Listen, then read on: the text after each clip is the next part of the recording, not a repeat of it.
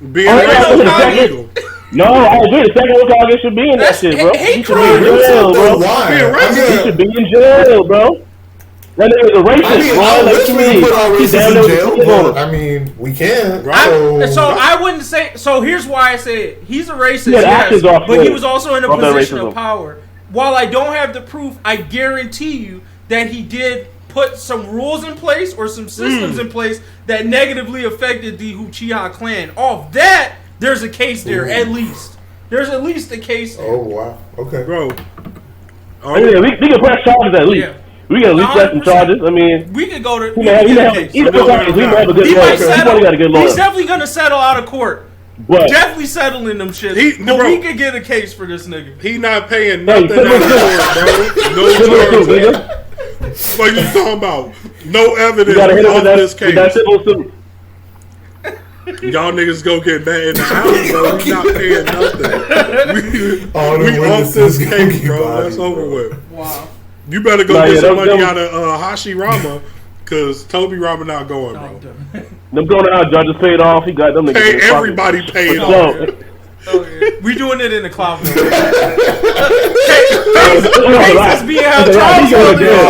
He's out. He's gone. He's going to jail. He's gone. He did what?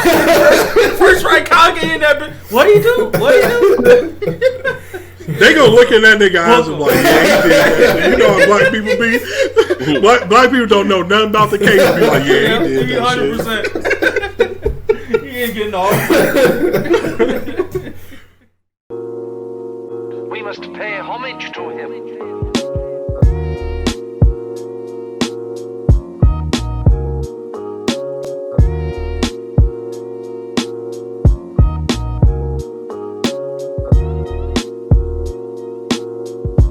3, 2, 1, fake clap. Welcome to the AfrOtaku podcast. I'm Mr. Good Guy, aka MGG. This is episode 54, and I'm joined here by my co-hosts who will introduce themselves starting right now. Hey, it's Player 5. What's going on? All right, let us jump right into story time. The story time topic for today is... I'm going to actually let you kick it off, Player 5, because you know how to word that question way better than me. Okay. So if you are a long time follower, you may have noted that before I found out that I am 10% white, actually, per my DNA from 23andMe. But you surely wouldn't look at me and guess that I had a drop in me. But I do, 10%. And so I wanted to take that question and think about it in anime terms, right? I think that most people might see us and say, like, that guy watches shonen anime. Sure. But what's that 10%, that anime genre you watch that nobody would guess from looking at you? I mean, I can kick mine off. It's pretty easy. Delinquent manga. I already said this before, but my 10% is definitely Japanese kids thugging it out in that I love style or series. Am I back? Did he freeze? I'm back. Okay, there you go. Yeah, it froze for me too. But yeah. Oh no! That did not just happen. Nah, you guys can hear me though, right? All right. So MGG just dropped off real quick due to some technical difficulties. We'll be sure he will likely be pulling back up soon. But for the moment, let's keep it. Yeah, it's recording still, so we can just keep going. I'll do mine then. No, go ahead. I think I almost want to say two. I'm gonna say two because there is you look at me and never guess that my favorite genre of anime isn't shonen. It's actually romantic comedies. Like I enjoy those. Toradora is like my favorite. I love them. I just like MGG like seeing little Japanese kids thugging it out. Like I love seeing little Japanese kids like romancing, falling in love, living the teenage dream. I don't know. I love it. It's funny. And then I would say my guilty pleasure I like to talk shit about them, but I like low-key watch a grip of them. It's isekais. I be talking big shit about how isekais are trash, but I be on every one like, yeah. Yeah, the longer the name, the more fire it's gonna be, bro. Yeah. Paragraph title. Easy. Paragraph title. So yeah, I feel like those are my two guilty pleasures. Like I talk about rom-coms out in public. I take that one. I claim that one. But isekais, I be talking shit, but I be watching all them. Yeah.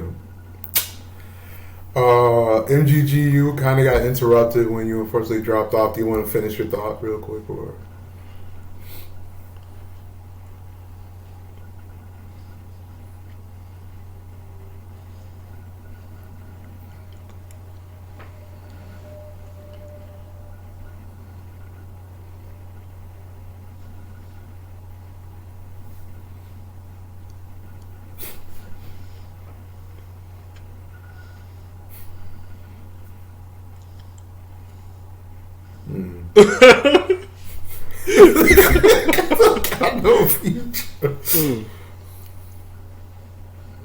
That's funny. I mean, honestly, as far as like the anime world, when someone looks at me, I feel like I'm pretty obvious as far as just like basic action adventure, like more or less, no matter like what that spans of, whether it be into the rom-coms, into like mecha military, as long as it's got good action or at least funny to me, that's gonna be decent. So when I feel like other people are looking at me and thinking that, it's like, fuck, what's out of that? But the one thing maybe people wouldn't guess is that I'm also a craver pretty hardcore, but not for the main focus. It's just straight mystery. And it does, and like for good mysteries, you don't really need a lot of good action as long as you have good plot. Granted, I mean, the two examples I'm thinking of right now don't really fall in that category, but like something like Dimension W, back in, I don't think it was like the early 2000s or something. And then also something that's like kind of low key and have like a noir feel, but, what's the actual title of it? Like Gunhead. What's it called? Player 5? The actual anime title is not like Gunhead. Yeah, the dude with the no guns, no life. No guns. No guns. Yeah, no, that's right. I think like No Guns, No Life. Is that it? Yeah, okay, No Guns. I think that's it. But anyways, like titles like that, like really get me going. Even if they're like really slow paced, which I like despise in action adventure, but if there's like a good mystery to it, just be like, oh shit. Like that like suspense, like mystery, trying to think through it, like that's actually pretty dope to me. So it's definitely out of my like element in the sense of like I can't have a lot of it at once because I still need to be reasonably fast paced, but at like a few weekends here and there, or some days here or there, that good mystery anime, a few episodes, oh yeah, that gets me right where I need. Yeah, I love mysteries, man. So I agree. Good start. Move into decent news, then. Now we're story time. Just keep it flowing. Just keep it flowing. So with decent news, gaming. Firstly, I wanted to talk about Arcane. Even though Arcane isn't a game, it's kind of like an anime, or I don't know what we're calling American anime now. But Arcane is a Netflix show made based off League of Legends, which like I'm sure everybody watching this knows is probably was at some point the most popular video game out there. And yeah, Arcane is based on League of Legends lore, and it has like a lot of the characters that you see in the game. Okay. It's good. Like I don't know. Have you got a chance to watch it, Jugga? No, but it actually is on my list. I honestly don't. I mean, I know about League of Legends, but I don't play it. But I actually was planning to check it out because the trailer actually looked pretty decent too. Around. So this is what I'm gonna say. Get to it. I mean, obviously, I play a lot of League of Legends, so I know the characters.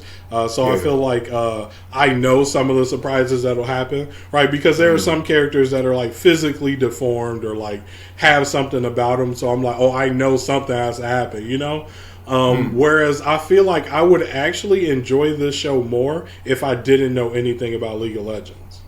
Interesting. Right, because that was going to be one of my biggest questions, whether the anime actually follows like the storyline or storyline, or is it just going to be League of Legends characters and then just at the couch? It follows their lore in the game, but it tells new stories about their lore. Like, so I didn't know these stories. I know their endpoints, right? Because it's still the same characters. So I know, like for example. You know, this could be any other character, so I don't consider this a spoiler. One of the characters is like a crazy motherfucker, right? And like, so I know that watching this show that this person is going to end up crazy at some point. Where that's why I feel like, so when the twists come, you know what I'm saying? It's like, oh man, you know, it would have hit so much harder if I didn't know anything about League of Legends. You get what I'm saying? Okay. Or like there are certain things I know about certain people. Like, oh, they may be friends now, but I know per the game that these dudes are like enemies. Right. So if anything, it's like for you, it's just more like a history information session, kind of. Yeah, exactly. To me, it's just getting more lore. I feel like the best that this show is if you don't play League of Legends at all. Like if you don't look at it purely as an anime. You just go in there purely as anime. Okay. Fire. I'm excited for it. It's fire, bro. Damn, decent. Wait, so like the whole series, is it like episode by episode? 'Cause I know it's new. So is it like, what's like the content right now? They do a really good job. So it's all one story, except they break it up into like acts. So they drop the first three, and the first three kind of act as like one story being told, but they're all like these. The whole thing is one big story, but you feel like you finished one issue after the first three. Then the next 3 episodes is like, oh, time skip. They're doing some shit. It feels like it's different, and then they resolve it at the end. Then you're gonna get like the last 3 episodes that are coming out like next week, I think, and. I assume that'll end the whole overarching story, but still have its own start to end story.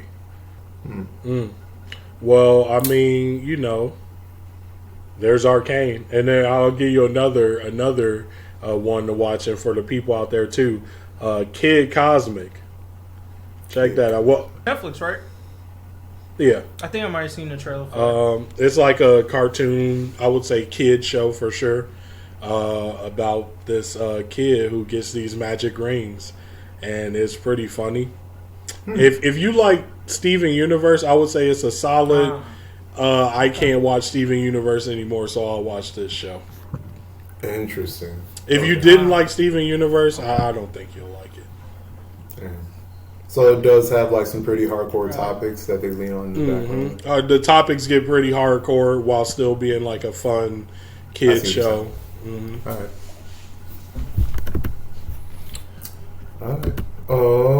Well, just to try and say, we just did gaming. We could jump into comics. Then that's probably the next good segment. I'll just start with my hype, which is the return of the X-Men, the animated series. One of my favorite shows growing up. Same thing with like the Spider-Man show. I did like Batman, the Superman one as well. Like all those 4 shows, I would say. Like I'm not a comic book like expert, but I would say built my foundation to like the MCU and DC universe and exposed me to like the characters and villains there, especially X-Men the animated series. At all. I agree with you. It explores some really heavy topics. And I can't wait. I personally can't wait to see all the people start crying. Like, you see, they're pandering. They're pandering. Like, bro, they was really talking about this from the jump. Like, this is not pandering. I hate when I see that where somebody like they're pandering. Like, why is Blade black? Like, well, he actually was originally black. You know what I'm saying? When these race topics come up, it's gonna be some mad supremacists. Yeah, and I mean being able to see. The thing that I like about the upgrade also is like, action. And it doesn't seem like American animated series seem to have the same budget restrictions that Japanese animated series do when they come here. Because I feel like they like pump out a lot of shows. Like I was just watching the trailer for like He-Man the other day, like the next iteration of that shit. And I was like, oh, they put it in some, I wouldn't say it's like super duper high quality, but like, there's decent action scenes in there that I was kind of surprised about. So it's gonna be cool to see Omega level mutants basically explored in that show. Like I don't know if Storm's technically Omega level, but being able to see her weather control with like modern day technology, I feel like it's gonna be cool. Like seeing different action scenes, all of that stuff. I mean, they had interactions with Juggernaut. I'm like excited to see the fights and the storylines they choose to explore in that. And like obviously now in the comics, I don't know if any of you guys like know some of the recent storylines, but I know they just did one where the mutants formed their own country or whatever, and they're doing shit there. So I'm like, if they do that route, like there's just so much shit to do. I'm like, I hope they just don't like fuck it up. That's really my hope. Like, please don't fuck this up. No, I got You're continuing something that niggas really held dear, I feel like, and I just hope they can. I don't know how to advise them to capture the right thing, but I hope they capture what they need to capture out of the continuation. You know, that makes me think, like, we know that the X-Men are coming into the MCU at some point. Yeah. And then, so it makes me wonder, like, the MCU has always done this thing where they try and, like, marry science to these comic books and then try and ground that in, like, the real world. And I think that's why a lot of people appreciate it. Could be wrong. Maybe there's just a science nerd in me. Correct me if I'm not.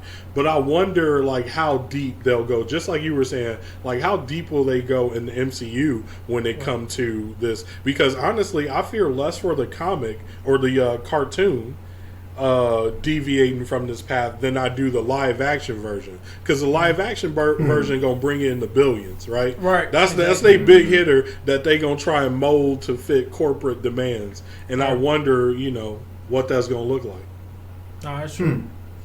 Yeah, and that's the other thing that concerns me, because like the MCU universe is still very lighthearted, and I do not feel like the 90s series matched that vibe of where MCU looks today. Niggas was busting bottles over children's heads, bro. Right. It's somewhere in the middle of like the Netflix shows that we got where they tried to be a little bit darker, and like the MCU movies, but it's like somewhere in that middle spectrum where I would put like the 90s series, but even a little bit more mature, because I still feel like Netflix held back a little bit.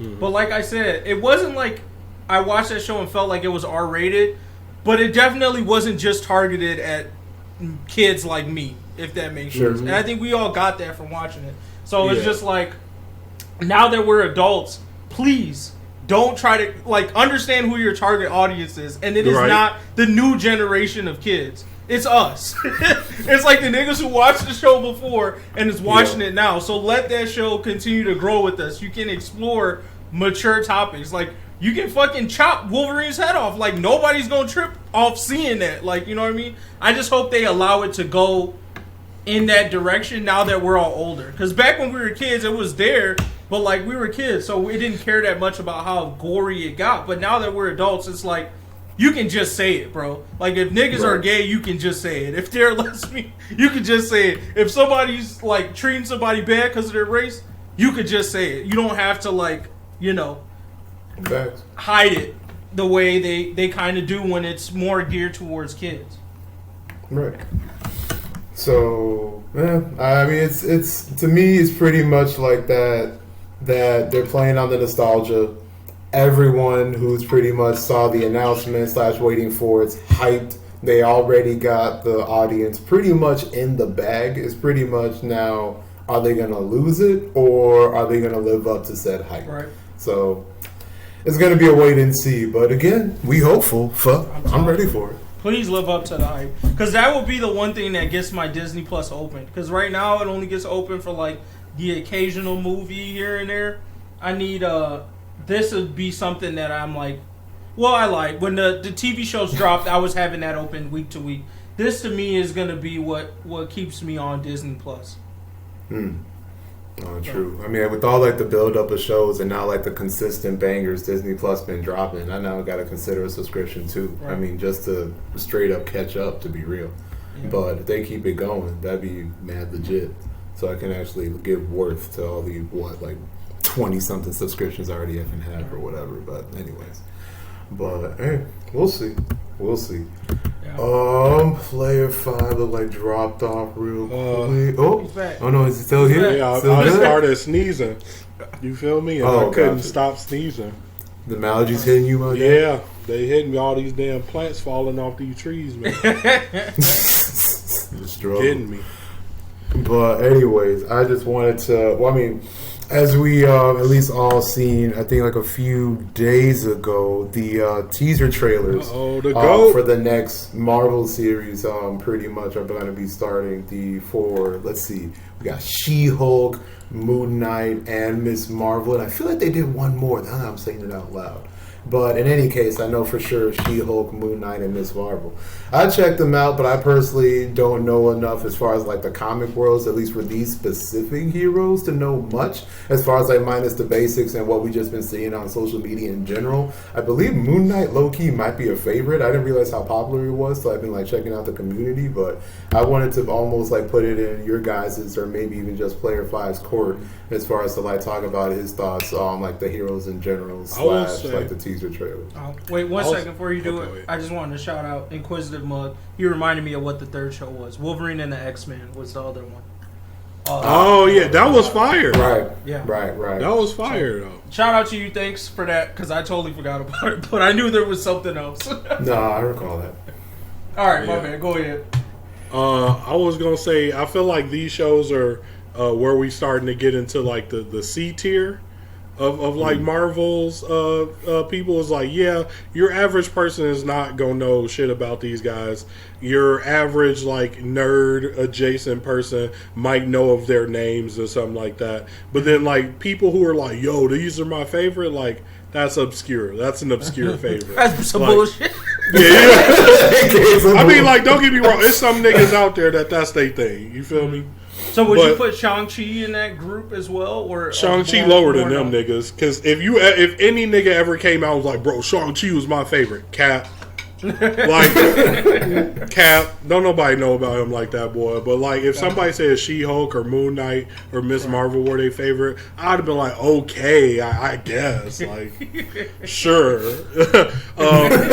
Most of, like, She-Hulk and Ms. Marvel are almost kind of like joke characters, and I know niggas gonna get mad when I say that about Ms. Marvel, but she's a fucking kid that can stretch. Like, come on, bro, she there for comical relief. But it's whatever. She-Hulk, really like a joke character. Like, I get it, she's strong. But her main shtick is being a bad bitch Hulk who breaks the fourth wall. Like, she's a joke. She basically, really? Okay. Now, when her and Deadpool get together, that ought to be some funny shit. You know what I'm saying? Like, yeah, hey, bro, you notice we in the show? Like, yeah, we in the show. That would be fucking hilarious. You know? So that's the only thing I'm really caring about this whole She-Hulk business is fourth wall breaks. I think that'll be the first fourth wall break in the MCU. I guess we can't count Deadpool because technically he's not in the MCU. Yeah, he ain't in there yet. So it's now, right? Damn, I think it is now, crazy. though. But we haven't had a movie in the new shits. Yeah, I count it once you get your movie. Once you get your movie with the title, with the backsplash, all right, you MCU, bro, you in here. All right. Moon Knight, he's kind of like I don't want to call him a Batman knockoff because that's a little disrespectful. He just happened to wear a cape like that nigga. That's it. He a crazy nigga for real. He like got possessed on like some magic god type shit, evil god type nigga, and he go crazy and beat niggas up in a costume, bro. Oh, wow. That's what he do. That's literally what he do. So, I mean, the trailer looked cold. The trailer looked like they might make it kind of like a horror, like you were on his end of it, kind of like with what was that X-Men show, Legion? Kind of like Legion, where you experiencing his freakouts like through his perspective. So you don't know what's what. Yeah, because I saw in like the trailer they had a couple scenes where like he would keep walking, but his reflections were just standing still or some shit like that. So like that nigga gonna be tweaking, but that's good because in the comics he be tweaking. Like he just be like, I'm whooping ass today. Like so. And then Ms. Marvel, I don't know what the fuck they gonna do as far as her actual background because she got like this whole fucking thing, but she stretches and is a Captain Marvel fangirl.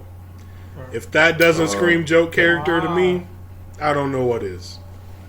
Oh God, that's not gonna be fun because I'm not a big fan of Captain Marvel in the movies. She's so like elitist. It's not even funny. It's just like every time she show up, it's like really Thanos. I have other things to do. I'm like, count no W's, bro. She a Rock Lee ass nigga. No W's. I'm just gonna go whoop Thanos ass. Well, where the fuck was you when he came to Earth? Thank you. And he was traveling to all these other planets. You wasn't doing shit about it. But now, I just be letting that nigga kill half planets, bro. It ain't that big a deal to me. Like, now you got other issues. She thinks she like the Green Lantern Corps. That's what bothered me about her. She thinks like by herself she's the Green Lantern Corps. Like the entire universe relies on her. I'm like, there are multi-universal level beings. There's the Watcher. There's a whole bunch of niggas in the Marvel universe that are taking care of issues. They not worried about you, bro. Like nobody's calling for you for help like that. But like, you know what that just made me think of? What? Don't you know how everybody basically hate her? If in her second movie, if she get drugged, like a nigga really put hands on her, bro, you feel me, and humble her ass, we'll start liking her because I was like, all right, bro, if she get humbled, I'll fuck with her because she been arrogant for a grip. Somebody needs to sit her ass down for real, right? And I don't think her movie was bad. I just think the way they showed her, like as it relates to the other Avengers later, is where I started to hating her. Like I thought her movie was fine. Shit was cool, and it makes sense now probably why her and Nick Fury got along so well, because they're both assholes. But it's like after the fact, whenever she was experiencing other shit, she just likes to act like she's so busy doing other things, and I felt like it was like a bad excuse on the writer's standpoint, because I know why they're doing it. They're doing it because they want to have an excuse not to explain away why she's not there and just saving everything. But they just picked a really stupid way to do it, because now she just looks like a bitch all the time. Of just like, why you guys keep calling my line? I got other shit to do. I'm like, bitch, then you're not in the Avengers, bro. Like, go save your own planet. Like, well, anyways, yeah. No, man, but I think Deuce was trying to say something, but you sound real quiet. Oh, bro. my bad. Go ahead. It's that Apple shit, bro. I'm telling you. Who? Tough. You there? Deuce. Oh, he's actually on a PC this round. Okay. Oh yeah, damn. Yeah, I can't hear you. No, but wait, what'd you say though about Miss? Wait, what'd you say though? Someone said something. You talking to me? No, I was talking to Don. Is he saying something? Yeah. I mean, you just like super low. He is saying something, but he's just super low. Yeah, you crazy. It sound like that nigga whispering, bro. I can't hear you. I'm looking into my camera trying to hear him. Yeah, see, I didn't hear a word you just said. Like, real talk. Oh, you petty. This nigga. You petty. Alright. Well, but, yeah, we can't hear you, bro. But anyway, what I was going to say on the teaser trailers, though, I do hope that the MCU takes the opportunity to not make sameness. I felt like it all worked for the Avengers, like how the movies were very lighthearted and in similar themes. But like once you start touching all these other characters, I hope they allow them to, like, it depends, because for some of these, like you said, they're not well known, so they can kind of do what they want with the story. But I like the freedom to let them be who they kind of are theme wise, like where they're going with the Moon Knight movie. Instead of trying to make him like a superhero, you're embracing his natural character traits, which is the craziness and all that stuff, and basically making maybe a thriller type of film versus a big threat, action-y, focused type of movie. So I hope that as they're expanding this repertoire, they open their writing in that same way of just like, we can let these characters be what they are, even though I know the Eternals didn't do too hot. I didn't watch it yet, but niggas have not been a fan of that. I hope that it doesn't deter them from like writing how they feel like the characters should show up. I feel like the only thing, I don't think it's going to deter them, and I know it won't, because before them niggas was Marvel, them niggas put out 2 Thor movies that was ass. They was like, nigga, we powering through it. Fuck you mean? Like, you know what I'm saying? So I don't think this little flop going to deter them at all. But one issue I have with Eternals that I won't, it won't be super spoilery, is that I feel like when we were watching all the other Marvel movies, you felt like you were watching the world grow alongside you. But then when you go back to Eternals, and you was like, what? So I missed these niggas? What the fuck was they doing?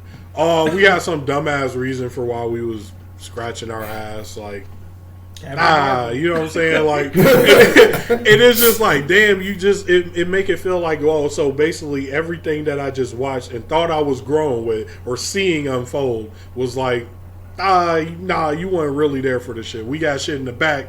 They was just staying in the back, though. Like, I don't like that. It kind of disconnects from the world a little bit. I'm still waiting to see how they bring shit together, but overall, they could have left Eternals at home, bro. That shit in the oven. And I was excited for it, too, because I love those types of movies where it's like a team of niggas kind of coming together with their own different unique traits and attributes. I know that sounds very generic, but I felt like that's how they sold Eternals to be. So I was excited to see it, but then it's like as soon as that shit dropped, I already heard the like. You sound equally low, by the way. Me, Deuce, not you. I hear you because I got on these thick ass headphones, but he did. Coming back. Maybe he's gonna pop back in. Yeah, but okay. Yeah, that's it about them trailers. I'm hyped for Hawkeye though. Niggas be hating on my boy. Really? But I like him. Like, I don't know, he's so likable. I feel like if I really had to sit down and hang with an adventure, I wouldn't want to fuck with none of them niggas. But Hawkeye, I could kick it with that nigga. Really? Yeah, I wouldn't want to fuck with Tony Stark. He annoying as fuck. Bruce Banner, bitch made, motherfucker. Cat probably don't like me because I'm black. I'm just being real. You know what I'm but he got Falcon on his team though. That was just for PR, bro. Wow. Who we got? What's that bitch Black Widow? I'm gonna want to hit, and she probably will kill me if I try. You feel me? 100%. So like, only nigga I can fuck with is Hawkeye. He'd be cool. But that's only testing. Yeah, we got you. There we go. All right, Deuce in the building. We good. But yeah, like I feel you, but like I also don't at the same time. I feel like it's you're forced to feel that way about him because they purposely made him the like like a regular nigga. Like he lives on a fucking farm somewhere. Honestly, I think you probably get along with Thor more than anybody because he seems like the type that'd just be like, yeah, what's up? Like just start a conversation with you. But he'd be the person that gets you into some dumb shit because he doesn't realize you're not as super as he is. He's like, so he'd be like, he'd be like, I just fly to this like hot ass planet and I just chill in the lava pits. Like, yeah, come with me sometime. And then you like, yo, nigga, that is not a temperature my body can withstand. Oh, you humans, you just pussyfooting. Like, no, nigga, I'm really gonna die if I do this shit. Like, anyways, jumping into the anime news, I'm gonna kick it off with Netflix live action One Piece series. Personally, I am not excited for this. I do not think it's going to be good. And even if it is good, I don't think it's going to be good because just the way One Piece is built. It is such a slow build. Like, I don't understand how they're going to go about making this show. Like, Oda's involved. Yeah, Oda's involved, which I'm surprised. But, like, I don't know how they're going to build this show into something I'm interested in watching. But, like, thoughts? The story part of it for me, that's not going to be a problem. I think it would be weird to look at. To me, One Piece isn't really something you can easily replicate with live action. You're going to have to throw a shit ton of money at it, and I don't think they're going to do that. They're going to have some editors cutting the fat off niggas' legs, bro. Yo, fat. Walking on stilts in this motherfucker. Your legs a little too slow, my guy. Your legs too slow, my guy. Can't do it. The body work gonna be crazy. Oh my god. That's what I'm saying. How you gonna do that shit? And, like, that shit gonna be hilarious. Yeah. That was a good point. That's a very good point. No, you just the look and feel of One Piece in live action. All them stupid African characters. Yeah. There's no way, bro. And it's already hard, because they did it with the like Bleach live action, even the Full Metal Alchemist live action. Like, that's kind of the problem for me. I think that's one of the things that holds the live action transitions back is that when they try to stay true to the story, like those colors and shit and the flashiness of it doesn't translate. Like, that should be something that doesn't carry over because it just looks really odd in the live action. Like, niggas with blue hair, shitty wigs. They never really have good wigs with the shit either. It's just weird. Right. But then, and even Bleach still makes more sense to me because it's really at the end of the day it's just niggas with swords. Yeah. But fucking One Piece, Chopper gonna be so many like weird shit. People like Chopper, Brook. How you go? It doesn't even make sense. That's gonna be they got to throw a real like a MCU budget at that if they really want to make it like it should be, and they won't. And it takes so long. That's my thing. Like One Piece has been going on for years. Like how do they really think that this is gonna catch people? Because those first few episodes don't. Like that first arc is slow as fuck. Like to me, I don't even know when I would say that One Piece picks up, but it's definitely not like within the first 20 episodes. So I don't know how they're pulling this off, but I guess they saw how much money it made. So the one plus I would say was that because they're starting it off, that's probably going to be the easiest to make live action. As far as like thinking about like just the redonkulousness of the One Piece world in the first place, like meeting Zoro, first meeting like Nami and Usopp, that's gonna be like the easiest things in the world. At least as far as like in the One Piece world to make live action. Yeah. So that's first arc. Yeah, Cat Homie is not that flashy, so yeah, I see what you're saying. Right, like it's pretty much just like real, just like basic pirate-ish with like the gum fruit. Really being like the only crazy superpowered even ish from what I. But that's easy too. That's easy too. That's just like Fantastic Four, Buddy, like that's easy enough. But that's like when they start getting to other devil fruits. That shit look lame live action. Like Reed Richards has not been like a great character to watch in any of the. But I think the beginning of One Piece looks kind of lame in general though. So like it until they get into the other devil fruits and really until like Water 7 and them niggas got a little stronger. It was basic until then, so you could live action that shit. Okay, but as the one non-One Piece fan, Player 5 got that Boost Mobile Wi-Fi. Hey, to go with your motherfucking GameStop phone earpiece, nigga. From left field with the shits, but you was saying something. As a non-One Piece fan. Boost Mobile, fuck. He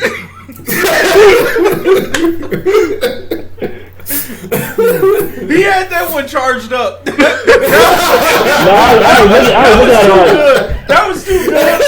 The moment he brought it up, it definitely felt like he was like, "Yeah, I had this one." You know what I'm saying? It didn't come in the scope. It's been on the scope, bro. He's just waiting for you. Oh yeah, just waiting for you. I was waiting for him to get back. Like I don't know if you can hear me right now. Okay. What I'm saying, as a non-One Piece fan, bro, no, that shit was goofy looking the entire time. I don't think even attempting to make it comic book accurate will work. Like, bro, it's a goofy ass art. They art keep most niggas from fucking with it. Like, and the length, but yeah, like they can't do that. They might as well. They gotta figure they need Jesus, bro. Yeah. Damn. Or that shit gonna be a flop. I think the community is gonna hype it though, just to a degree. Only because see, this is why I'm on TikTok, bro, and TikTok has created a new like One Piece fan base that most niggas is not aware of. Of like, there's a bunch of people who just like caught up fully to One Piece, like in the past year. So like, and they cannot stop hyping it. Like literally, One Piece on TikTok is a thing. There's a whole sub thing of these niggas. They really love that shit. So until it comes out and we find out it sucks, I think that it's gonna continue to get hyped until it gets released. And then after I think people shit on these live action anime shits all the time. Like people shit on that shit hard. Like watching the actual anime, that's different because like that's the medium it's supposed to be in. But most of the live action is trash, and I think people think that they mostly trash. Also, I don't think people hype up the live action. There was only one one recently that came out that looked pretty good. I forgot the name of it. Squid Game. What was that? No, it was a show. It was an anime. I know Squid Game. That's what. No. Cowboy Bebop. Excuse me, it was an anime. No, but I think it might have been Cowboy Bebop. Might have been that. Oh, Cowboy Bebop. I mean, that is wait, was that released yet? I don't think so. No. They keep telling me in Netflix though like that Cowboy Bebop the anime is popping. I think people are like that's true. Rewatching that shit to getting ready for it. Yeah. Niggas about to be let the fuck down. I ain't seen a good anime adaptation yet. That's facts. Yeah. Well, like we've talked about this before at length. I think we've had like at least an hour-long discussion about all the things they could do to make it better, and no one's listening. I think they think by like putting Oda's name on it is gonna like help boost it more. But to me, I was like, if I was Oda, that was the dumbest thing you could have ever done, bro. Because this shit is gonna flop. And your name was like almost infallible. Like niggas was not talking shit about you before. You think Oda give a fuck? They gave that nigga a check. 100%. He got a check, a big check, more than Shonen Jump party ever gave his ass. I got an American check, boy. I'm out. Right, he ain't get no fuck. He's but like, to me, fuck that shit. I think he stamps like the movies that they put out as well, like the side One Piece movies. But those be good. That's what I'm saying. So I'm just like, it seemed like he had some integrity, but I'm just like, bro, I think this shit gonna fly. Nigga, everybody has a price. I guess so. Netflix slapped that Baki bag on his ass, bro. They said, Flip. He ain't never seen no bread like that. Never. Definitely not at Shonen Jump, boy. I'm telling you. But if I was his ass, he definitely like just watching them film shit, laughing in the back of his mind, like this shit is not gonna go well. It's all good. All right. But next thing, second season of Devil's a Part-Timer got announced. Did we have a date on that, Jogo? I'm excited to watch. Not yet. It's like they just, I think, announced that like within a couple weeks, if I'm right. But no, I don't think the date's out yet, but it should be soonish. I feel like it's been in the works for at least a hot minute, maybe.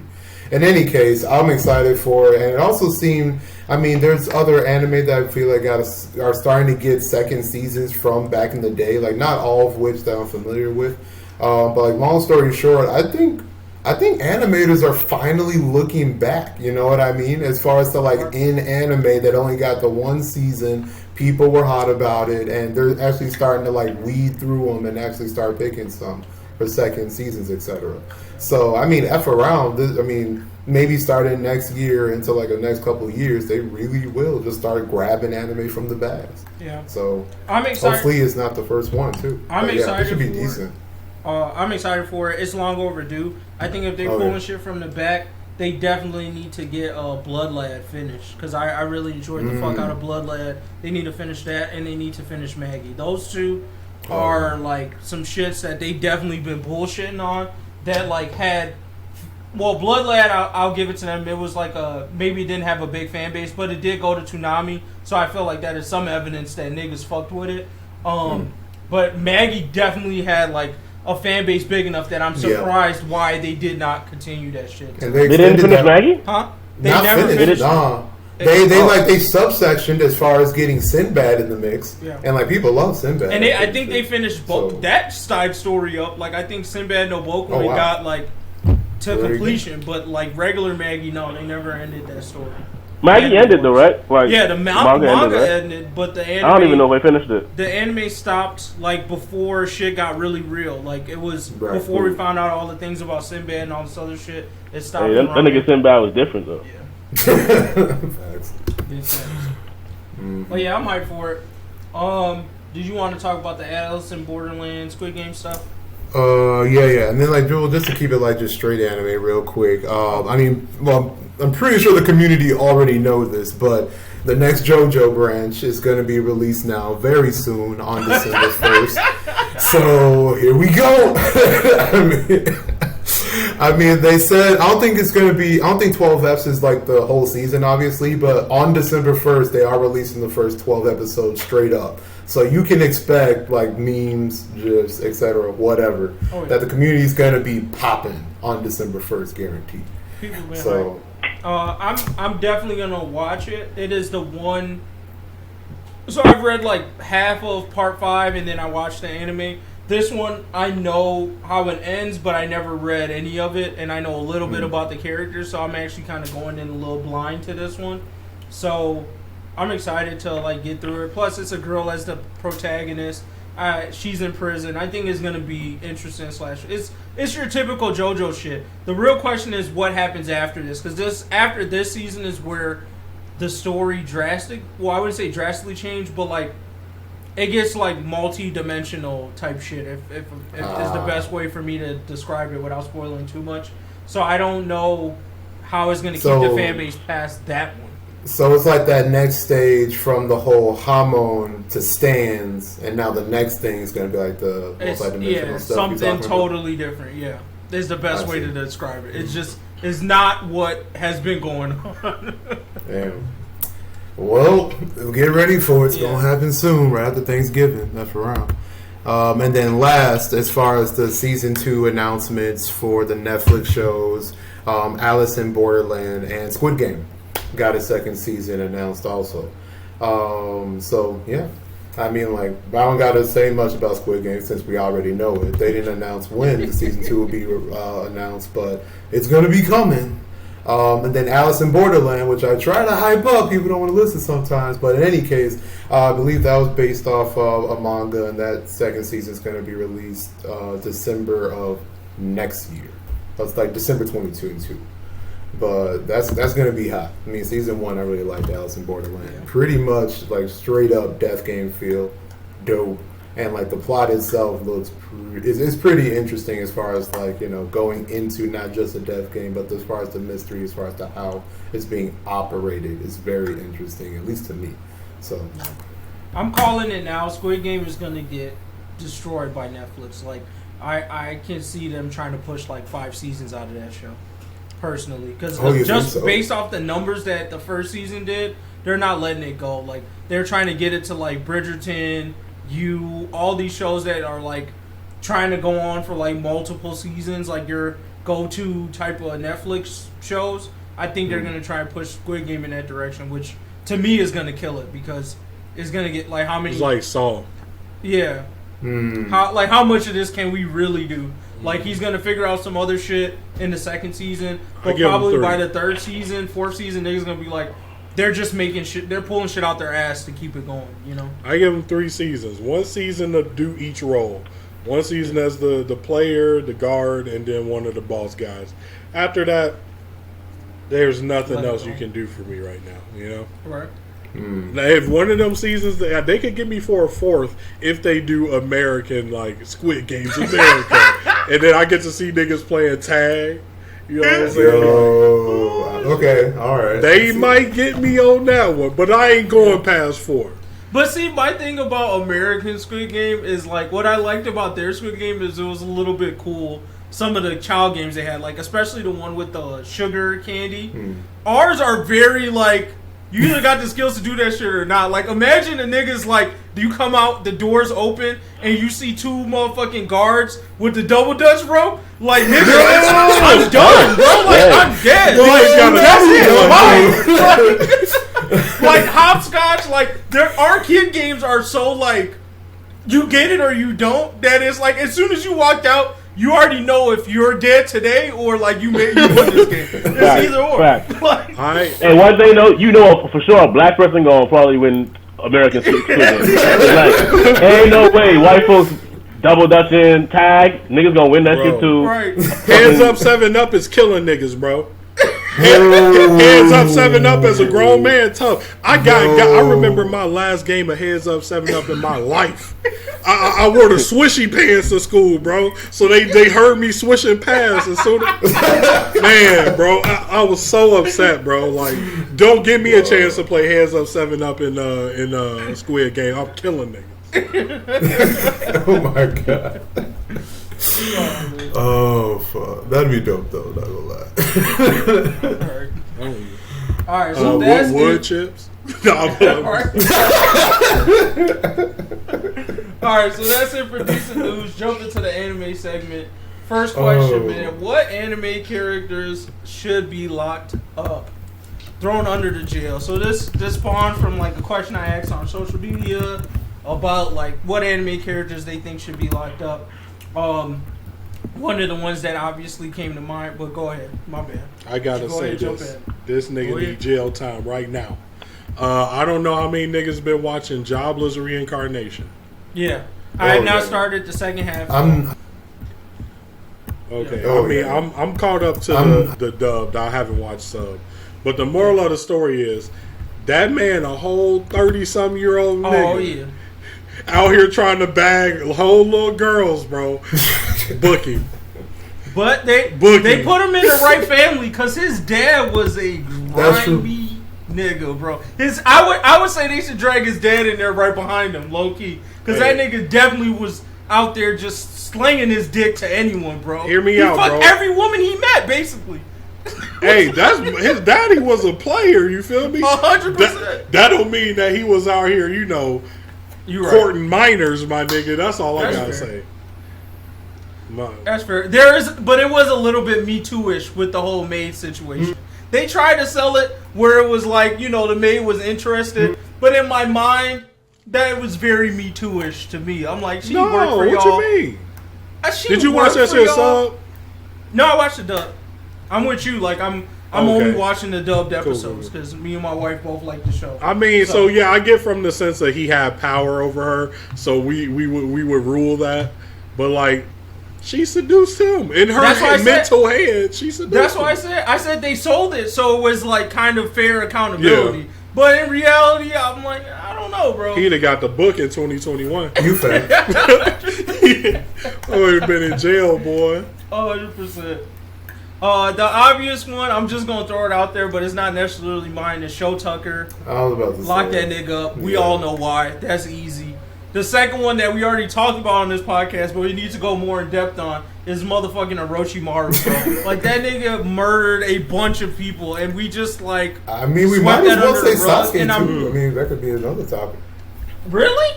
I mean, why not? I mean, like, what do you mean? Nah, I would agree with that only. I would agree with that only if I actually saw Sasuke execute on what he was trying to do. He never really fully executed on what he did. Yeah, when he went to the 5 Kage Summit, they dropped his ass. Like, if he actually went there and did some shit, I would have been like, okay, fine. Lost his arm. He was a pump faker. He ain't really do that. He got his ass whooped. I mean, in the end, he was still a traitor to his nation, though, right? So, I mean, at a bare minimum, he's a traitor to his nation that murdered his entire. But who did it though? I mean, it was Uchiha who did it though. Fair? I mean, I don't know. I feel like it gets a little. Is that fair? Nah, bro. He killed Danzo, but everybody hated Danzo, so it's like. He really did them niggas a favor. That nigga Danzo, because he wasn't politically didn't have to get off, bro. Like, he was still a Konoha ninja. Look, I'm gonna say this right now. My stance on political military things is skewed because I come from Africa where this is a regular occurrence. So I just go say I have a lower tolerance for what Sasuke did. Because it is a common story in a couple of different countries. Like, niggas get fucking massacred and they come back and it's like, hey, you niggas that massacre my niggas, I'm gonna massacre yo niggas. So, Sasuke, he ain't massacring nobody, bro. Danzo stealing hella niggas Konoha ninja's eyes. To me, he should be in jail. Anything. That nigga should really be in jail. The notable W for me in the Sasuke Shippuden storyline was Deodara, which was a totally fair ass whooping. Like, Deodara deserved to die. Like, I couldn't see him going to jail for that. Everything else, he pulled up on Killer Beat, got his ass whooped. Like, all they ninjas, bro. They kill niggas. I mean, that's what they do. So, to me, it's for killing somebody in Naruto. Like, you gotta go to the extreme because, like, that's what they do. I mean, you gotta kill like a massive amount of people. I'm gonna be fair here. These guys are under military contract. Like, look, bro, that Sharingan eyeball is Konoha property, bro. What we do with them other eyeballs, that's Konoha business. But the moment you took that bitch out the village, hey, that treason, kill him. I mean, he's not wrong. He gotta go. That's been the secret. No, nigga, how was that military property? No, I mean, Konoha is just village. Like, literally, all the hidden ninja villages are pretty much like military nations, right?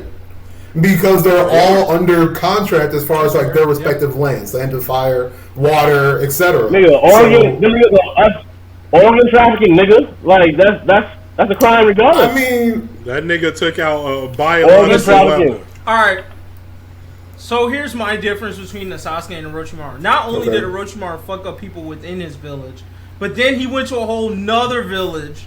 Killed their Hokage off screen. You feel what I'm saying? Like he went from like Konoha threat to like world level threat. That's why I think he should be in jail. Sasuke was like a world level threat, but he didn't like I said, he's like an Edward Snowden. It's like, yeah, sure, you want to lock that nigga up, but like, what did he do though? I mean, he got stopped as far as all the major ish. I mean, you could argue, you could still go to jail for what he tried to. Right, exactly. So. Right. Yeah, exactly. He did a lot of attempts. If you want to put him in jail for attempted murder, sure.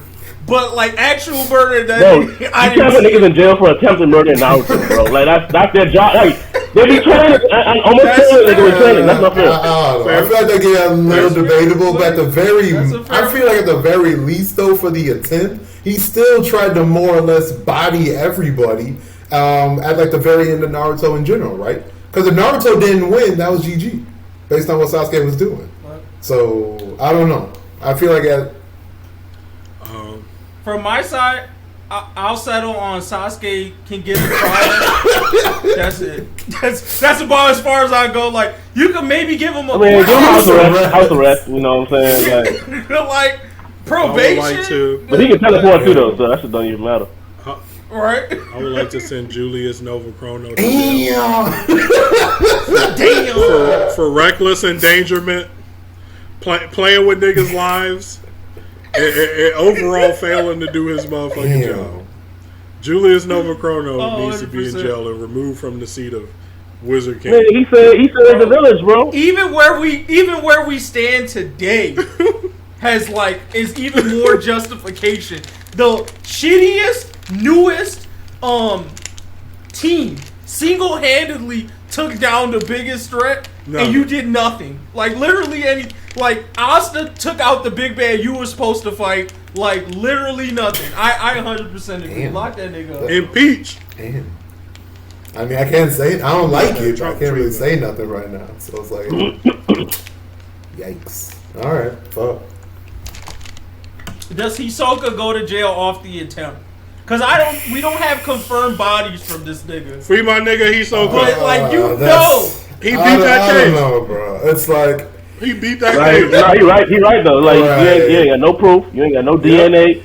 You ain't got. That's the facts. Like I don't have proof, but I feel like we need a hunter. Like we need a strong hunter to just watch him 24/7. But yeah, I can't say. No, man. We don't got the evidence. You could try canceling him, but you can't send him. My client is innocent. Like if that nigga was in the Psycho-Pass world, he's locked up automatically. What was the other one? The one with Tom Cruise, where they do the whole Minority Report. Niggas is gonna be criminals, so they take you to jail. Minority Report. Yeah, Minority Report. Definitely, if he was in the Minority Report world, Hisoka gotta go, bro.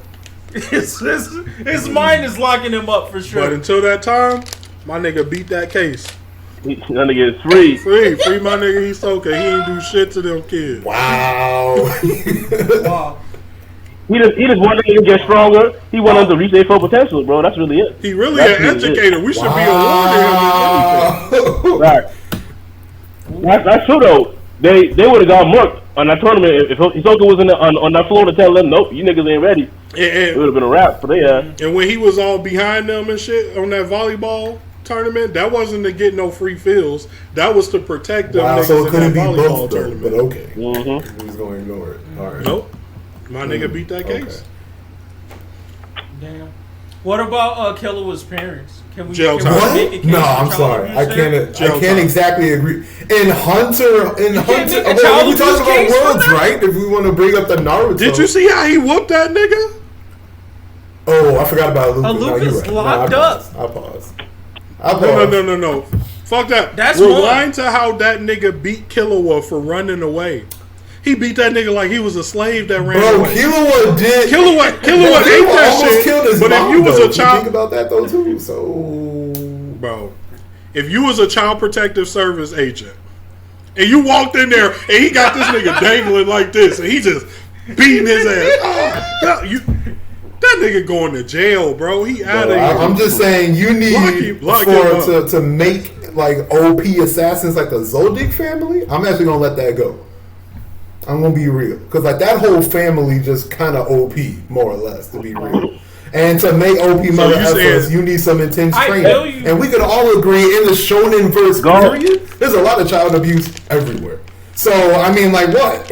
No, that's different, bro. That's different. Hanging a nigga upside down the beat, that's different. We ain't. What shonen main character went through that shit? Nobody. I mean, like, in my opinion, there's a lot of different ways of torture, right? I mean, like, granted, you're not beating people. You can still torture somebody by literally not touching them at all. So, I don't know. To me, I think the kids are examples of how abusive that shit was. You feel me? Like, if you look at Illumi and how he operates and how he's able to move in that space, that are like textbook signs of abuse. You feel what I'm saying? Like, that's one. Two, the grandfather and the dad do not seem like people who are abusers, which is a bigger red flag for me. Bro. Yeah, like, so I'm just like, when you see them normally, you just go like, oh, okay. Like, they're definitely about their shit, but they don't come off like the sadistic stuff their children do had to come from somewhere. You get what I'm saying? Like, the brothers, all of them do some weird fucked up shit. People, man. And I'm like, where's that coming from? The worst part is that, like, it's based in a world where the emotional norm of people is, like, equivalent to ours, right? Our world. So when Killer will pull a nigga heart out and put that shit in the bag, you should be reacting like, yo, this nigga, something wrong with this little boy. Because his daddy chained him up and beat him. With a smile on his face. I mean, like, big old smile. That nigga. And remember, he dropped this nigga off when he was like 5 years old at a fucking martial arts tournament and said, figure it out, nigga. Like, look. Hey, that's just being an unattended The dad. Hunter world in general, I mean, like, I don't know how much you want to really sugarcoat it since we're still looking at it from the outside and there's still, like, the general body minus the hunters. But, I mean, like, hunters, period, are some merciless. Don't get me wrong. Though, so that's why I was like, Wait. Don't get me wrong. That nigga Gone and his mama need to be in jail too, because that nigga was out there like a motherfucking savage. Like, that also was child abuse. Like, this nigga just up and left. He definitely owes child support. Ging was not sending any child support. Go was hunting for food by himself. And this nigga had a whole credit card called a hunter's license where he could have definitely took care of all that nigga's expenses. Did not. You know what? I'll give you that one. I'll give you that one. You don't have to call the child he's gonna pay it. But he got it. He got it. So he's not gonna pay it. He got it. So he'll pay it. Knowing Ging, he probably would. He just take the jail time. That's an adventure. It's funner that way. It's It's funner that way. He box niggas in jail. I can't even talk about their whole family. Because his mama probably like, and I ain't going to put him on child support. He loved gold. he doing this so he can be a good hunter too, dummy. You know, that nigga seen his daddy. His daddy said, this nigga found me. Shit. Goddamn. Let's see who else. Hey, I don't know. I think there's a lot of anime have like some rapey niggas. Fucking Master Roshi should probably be in jail. Jail time. Like, that nigga is in jail. He definitely stole some women's panties. For sure. I don't know if Sanji's there yet, but he probably getting there. He's gonna get there. Raditz. No, Piccolo, and I want to point this out because the big thing that everybody be like, oh, Piccolo a better dad than Goku because he raised Gohan. No, he kidnapped Gohan. Gohan was crying and yelling for his mommy when this alien nigga stole him. That nigga's a kidnapper. Who gonna put him there? That's right. Who gonna put me there? Oh damn. Man, there's some good ones. Who else should we like? I got one more. Go ahead. Zabuza Momochi. Oh, okay. That nigga wasn't even a ninja, just walked into the graduation, killed everybody there, and was like, I'm a ninja now. I'd be like, bro, that's murder. Like, what the fuck is you doing, dog? That's not how this goes. First off, how do you remember that nigga last name? Hey, bro, I remember Naruto birthday and blood. Really? Wow. I was just watching Naruto October 10th. Wow. Happy Naruto Day. Actually, no, I know a lot of last names too. Fuck. I mean, Naruto, Kaze, Alu, Uchiha, Sakura, Haruno. You kidding? Yeah, but like Zabuza is still a little odd. That's an obscure one. Even though he was a like No, nigga, I can't even recall when they said this nigga's last name. Yeah, like I feel like they never said the shit. You gotta repeat that shit. It's easier for me to remember Zabuza last name than it is Sakura. Like I gotta stop and think. Really? What Sakura last name? Wow, you really excluded her, bro. That's crazy. She a bum. Wow. She should be in jail. Damn. Oh yeah, and then by proxy, Kabuto also got it. Oh, okay. Oh yeah. No charges, bro. No charges. Go ahead. Why? No, he was coerced. He was coerced. Huh? Yeah, he didn't want to do none of that. That's what he would plead for sure. But he's the biggest serial killer of them all. They get his ass off and you go murder 10 people afterwards, bro. I can't. Hey, I think. Oh, fucking TOBIRAMA. Put that nigga in there too. Racist ass motherfucker. Let that nigga go. Who? Being racist. No, I agree. The second Hokage should be in that shit, bro. He should be in jail, bro. He should be in jail, bro. That nigga's a racist, bro. Let's put all racists in jail, but I mean, we can. I wouldn't say. So here's why I say it. He's a racist, yes, but he was also in a position of power. While I don't have the proof, I guarantee you that he did put some rules in place or some systems in place that negatively affected the Uchiha clan. Off that, there's a case there, at least. There's at least a case there. Oh, wow. Okay. Bro. We can press charges at least. Yeah. We can at least press some charges. I mean, we could go to. He might have a good lawyer. He's definitely going to settle out of court. What? Definitely settling them shit. But we could get a case for this nigga. He not paying nothing out of court, bro. No charges. What you talking about? No evidence of this case. Y'all niggas go get mad in the house, bro. We not paying nothing. We off this case, bro. That's over with. Wow. You better go get some money out of Hashirama, because TOBIRAMA not going, bro. Them going out, judges paid off. He got them niggas. Everybody paid off. Oh, yeah. We doing it in the Clover. Cases being held charged. He's out. He's gone. He's going to jail. He's gone. He did what? First right Kage in that bitch. What he do? They gonna look in that nigga eyes and be like, yeah, he did that. You know how black people be? Black people don't know nothing about the case. Be like, yeah, he did that 100%. He ain't getting off. Hell no. Just honorable mention, Mayuri. I think he already served some time though. But Mayuri from Bleach obviously was a sick fuck, experimenting on motherfuckers and shit. But I think he did serve jail time. So Loki, most science niggas in anime should be in jail. They be doing some. Most niggas be like, do the thing to me though. Like that's consent. What? Most of them science niggas be getting niggas by consent though. They be like, oh, I need some power. All right, bro, come out.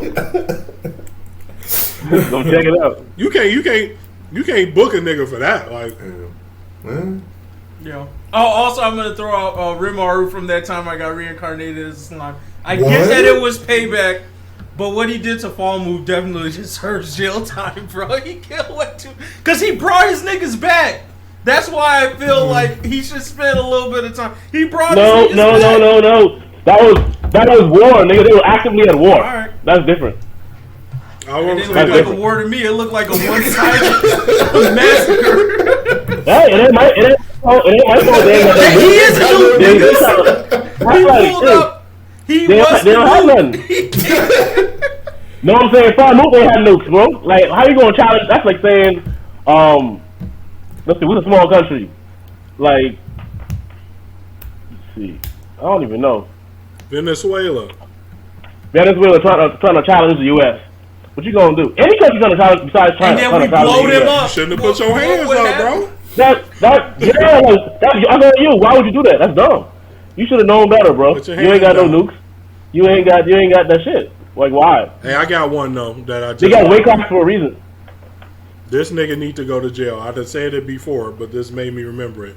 All Might for picking fucking Deku. That nigga. Same thing with Endeavor. Then he fucked the whole universe. Put Endeavor in that bitch too, bro. Walking. Oh yeah, for beating them kids, man. Put that one, yeah. That's being trash. Just being trash in general. Oh, I mean, and I guess Tomura's dead, but like he already got his sentence. It was death. Man, he was just whooping the nigga a little bit. Tomura tripping, bro. He got a motherfucking spanking. This motherfucker's out there getting Shoto. Shoto was getting his motherfucking ass whooped. That nigga should have destroyed his dad. Nigga was getting spankings. Anyways, I can't think of no more right now. Anyone else? All right. So last thing in the anime segment is a favorite shonen MC tournament. So we already have this rolling out on different social medias. So we wanted to give our thoughts / opinions on it. Let me see if I can pull up the image so I can remember what the list was. Basically, how we'll do it is we will go through each matchup in the round, I guess, and then who votes for who. And then if anybody has some, I'm going to let you finish at the end. We'll just take it after that. So, in total, let me see if I can find this fucking picture. There we go. Sorry. So, we have Naruto, Deku, Yusuke, Ichigo, Luffy, Asta, Tanjiro, and Takamichi as the contenders. The first matchup is Naruto versus Deku. So, in y'all opinion, who do y'all vote for wins that matchup? Naruto versus Deku. I'm gonna put Naruto on mine over Deku. Naruto. Got 3 Narutos. Are you also Naruto, Jugga? Yeah. All right, so boom. So Naruto won that. No, I'm gonna let you finish this. No, nothing. Anybody want to make any comments about why they picked Naruto? Or it was a no-brainer? I think that Deku he has a lot in the way. His personality is okay. I don't mind it. But I do not like his resolve. I like Naruto's resolve. The results, same. And just like enjoyability. Naruto was fun. It was my childhood. Deku is kind of like, he okay. All right. Next one, a little bit more challenging. Luffy versus Asta. What's the votes? My point, I'm going Asta. You already know. I'm going Asta. I mean, like, Luffy's like one of my OGs. Do not get me wrong. I mean, like, love him. Love One Piece. But I don't know. I just can't. I've just never been a huge fan of just the whole, pretty much all foolishness as an MC. Like, I need some critically thinking, at least as much as possible. I love the heart, I love the hands, but you can't just be going in completely blinding 24/7. And that's Luffy. And then, like, it just happens to work out most of the time with him. And I just can't do it.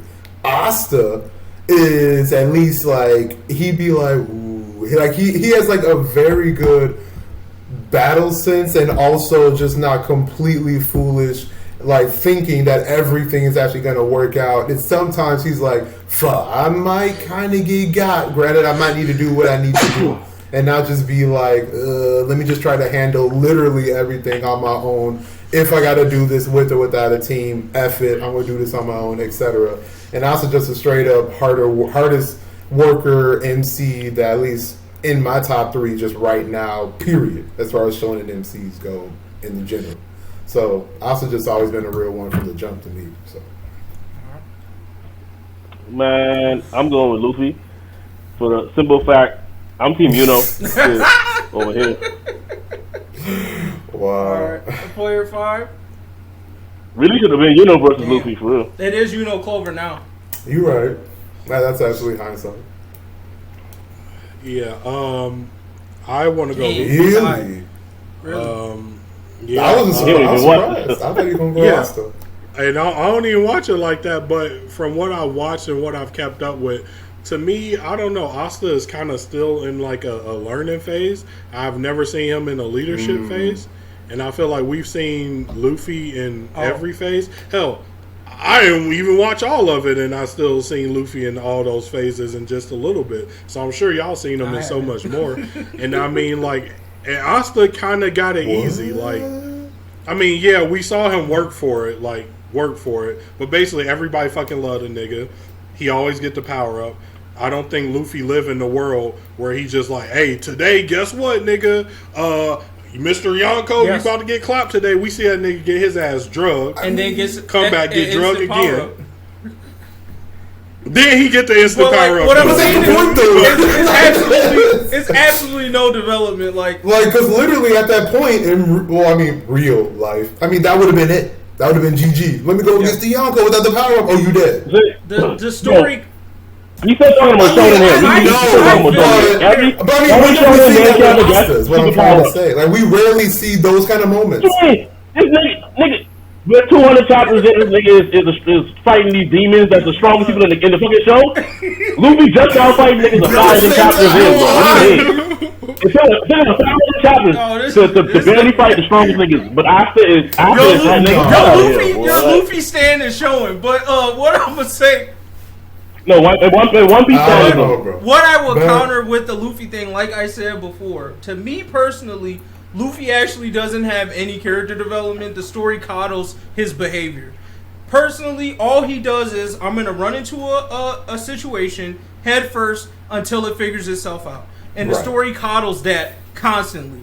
The Ace thing, he ran into that shit head first, and instead of them saying, hey bro, you're too weak to do this, he got a whole Yonko to come back him up and allow that thing to happen the way it happened. Currently in Wano, he's challenging a Yonko who technically before this arc started, he was not ready to fight. Magically now he is. We don't ever see him train for any power-ups. He just gets it. Like, if you see the Gear 2 thing, the stuff everyone loves about Sabondi / the CP9 arc, there was like no actual training into how he got any of these powers. He just was like, got his ass whooped, turned around, now I have Gear 2nd and Gear 3rd. Surprise, like, what? So, personally, for me, I feel like if you picked Luffy, you just liked him from day one for who he is or whatever. But in my mind, as far as, like, I'm just talking about my favorite here, I didn't like him from day one, and he's never changed from that person. So that's why I'm kind of just like, well, fuck him. And in my mind, Asta, I saw at least a little bit of maturity and growth. I know the story has some time to go. I know it's not as long as whatever. But in my mind, I like Asta. But if I'm honest, I really just like the way Black Clover handles their main character, which is that Asta is not the person that has to defeat everybody. So in my mind, I just like watching his journey and his growth. And I like the little twist that they do with his development where he does rely a lot on the sword, but he's had hurdles that he's had to overcome to find other ways to use his other abilities in order to get better. And then at the same time, even now, the friendship, his hands, I guess, the friendship that he has with the demon, I also thought was like a better twist to me, where it's more of a partnership of growth versus like they did that with Naruto at like the tail end. In the beginning, it was just like, I'm just going to keep stealing your power. And then finally, we became friends. Asta started off with that, so we were seeing both of them develop together. I like it a little bit better. That's all. So, that demon thing, that's just the Naruto copycat. It sure is. Like, it happened sooner because Black Clover is not going to last as long as Naruto. I'm pretty sure Black Clover is going to end in the next couple years. But, I mean, that's cool. I just don't fuck with Asta. But, I mean, we're tied right now, so we got to get a tie break. Anybody convinced either way? Nah. No. I could be swayed to Asta being better than Luffy. Although I feel like the respect I'm putting on Asta's name is more of the respect of the show, 100%. which I have a lot of respect for. 100%. And I don't think 100%. if I pull these two characters out of their world and just were to stick them somewhere, I would be like, bro, get this nigga Asta out of here. But I could see myself being like, all right, bro, hey, Luffy about to lead us. We probably gonna have to pick up all the pieces, but this shit that is crazy. That to me is like, what? No, like, cause even like what you said the thing about Asta not having to defeat all the people. That's not that's a story thing. That's not has nothing to do with Asta at all. I called that's that a story out, mechanism. I think that they're both in a similar boat in that I think in both of these series, they're not the people that we like the most or care about the most. Like it's more or less their supporting team that is more interesting to us. Like Luffy, it's the crew over Luffy. Luffy's there to like move us to the next part of the story, but the crew is who we like are interested in. But Luffy picked his crew, so it's just kind of like whenever a Black Bull does good, you got to pay homage to Yami. Like, yo, he definitely handpicked these niggas. You get what I'm saying? Luffy definitely handpicks his nigga, although effectively just like Yami. Hey, bro, I think you're cool. Come on, join the squad. And then that nigga go crazy. So I'm like, I'd be willing to switch for time's sake and just go with Asta because it was a pretty close one for me. But I solidly think Luffy wins it, but let's go. I'll switch to Asta in this case. So we got Asta there. Tanjiro Takamichi, next one. My vote goes Takamichi. Easy. Like my nigga. Light work Takamichi for me. Mm-hmm. I'm Takamichi as well. I don't want to go Takamichi. Why would you want to go Takamichi? He got that heart, bro. What's the issue? Why are you hesitant to go Takamichi? He's too new on the scene, bro. Like, he needs to put in some work. Y'all niggas really want to see the hands out of this nigga. But, to me, But Tanjiro just so trash. See, like, I thought this was a great matchup because I thought they were both crybabies. Why I picked Takamichi over Tanjiro really doesn't have anything to do with Tanjiro's character. To me, it's the exploration of their bitch assness that I think is better. Like, I think Tanjiro, like, is, like, he's not bitch made, but he's very caring or whatever. And it's sort of shown through the story, but you don't necessarily see his fear. Takamichi, I feel like I see what he's overcoming to even be in the battles that he is in sometimes. Like, when Mikey and what's-his-face pulled up and them motherfuckers was talking shit to his girl and his hands was, like, literally shaking as he was saying, like, don't say that shit to my girl. I feel like that was great character development. That was showing me that bitch-ass nigga, he said what he needed to say, but he was scared the whole time. And I feel like Tanjiro's in a similar boat, but we don't see that fear at all when he's doing shit. It's just kind of like, oh, I figured it out. Well, Tanjiro's not a... Yeah, he's not like a... He don't be afraid. But what those demons do is sick. Like, usually when he comes around and sees, like, the atrocities, he's like, you know, he has that sympathy moment of like, damn, this nigga's fucked up. And then it kind of just goes back to the action. So, I don't know if I see his development. I see that he cares. But I just feel more tied to the story of Takamichi, the bitch-made nigga, than I do Tanjiro slaying demons. Mm-hmm. Yeah.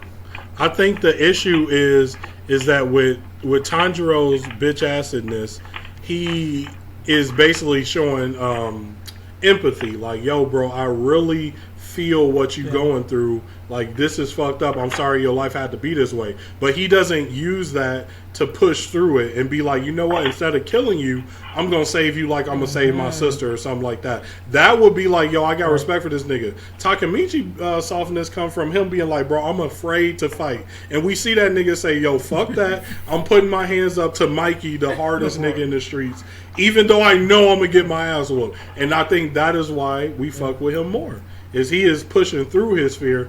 Tanjiro just like, damn, I feel bad for you, but you did. I'm not, my sister not dying. She saved him. You gotta go though, bro. Like, yo, I feel real bad. I wish you could be like me and my sister. All right. Last one of the first round is Yusuke and Ichigo. I'm going Yusuke. I'll toss it out. I personally feel like, even of all the characters I see listed here, when I rewatch Yu Yu Hakusho, I actually felt like I saw Yusuke grow into a man. And I don't know if I've necessarily seen that from anyone here.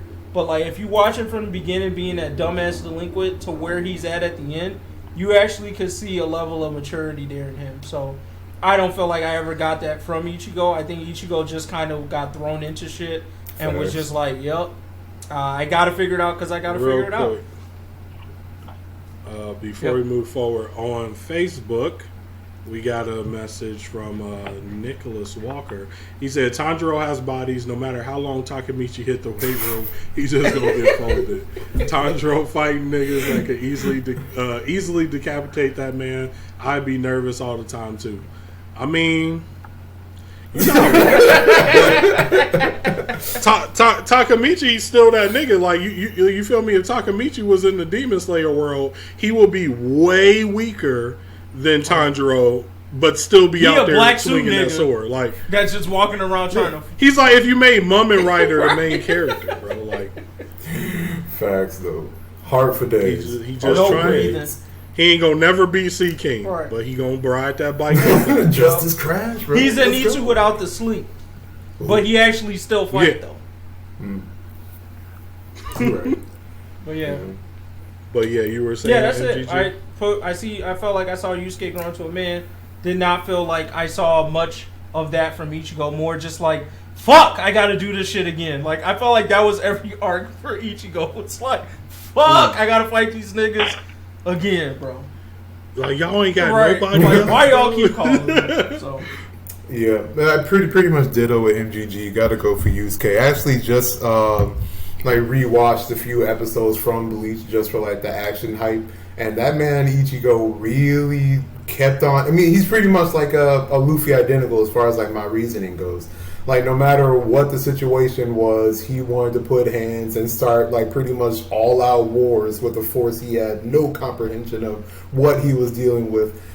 Got continuously lucky. The shonen instant powerless, whatever. But he's still like just was kind of just ridiculous as far as his methodology is trying to get ish done, and I just can't always agree to it. Granted, as far as like anime goes, it always looks good. Don't get me wrong, but if we're still just talking about the people in general, again, Yusuke was just that real mother effer that only really had to do things because he had to do it. Not because he's choosing to be foolish. Just a bit of a difference there, at least in my opinion. Because like Mother Effer Yusuke was really trying to save the world. Ichigo was just doing dumb-ish because of, I don't know, perspective, selfishness, or whatever towards his goals, etc. But he was trying to save his friend. But at the same time, there is a right and wrong way to do that, though. And Ichigo got mad lucky a lot of the time. Who determines what's right and wrong in trying to save your friend? I'm going with Ichigo. I mean, but okay. I mean, like, as far as just to answer your question, I just feel like right and wrong just being that right being the highest probability of getting ish done, wrong being the lowest. At least in my opinion. I'm not saying that there's a obvious yes and no answer, but there's definitely a more correct than not, right? And like think about what Buddy really did as far as trying to save Rukia, like going to Soul Society, right? Buddy really did try to roll up 4 people deep to go up against the entire court guard squad. Think about that real quick. Like what? I mean, and he originally tried to do that alone, if you remember. The 3 people who tried to show up at the end was because they wanted to save her just to save her. But he didn't actually go to them to save her. So you could even argue just not even asking them was the wrong way, and he got lucky by them joining. Low key. But again, by in terms of like, how do you just say it's the wrong thing to do? What does that usually? Well, I mean, try to at least explore your options. I mean, I can see you don't. I can see you don't like it. That's why you didn't choose Ichigo.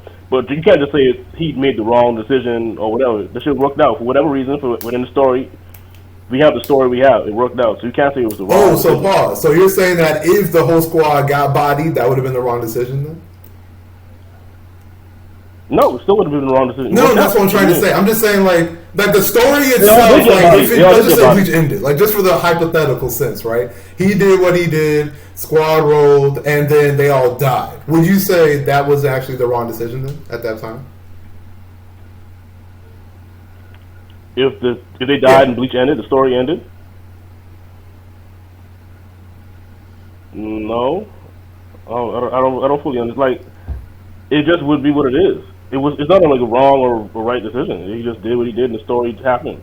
Whether you didn't like the decision, that's fine. If you did, if you feel like it was fine, it's just cool. how you're saying you can't objectively say what he did was right or wrong.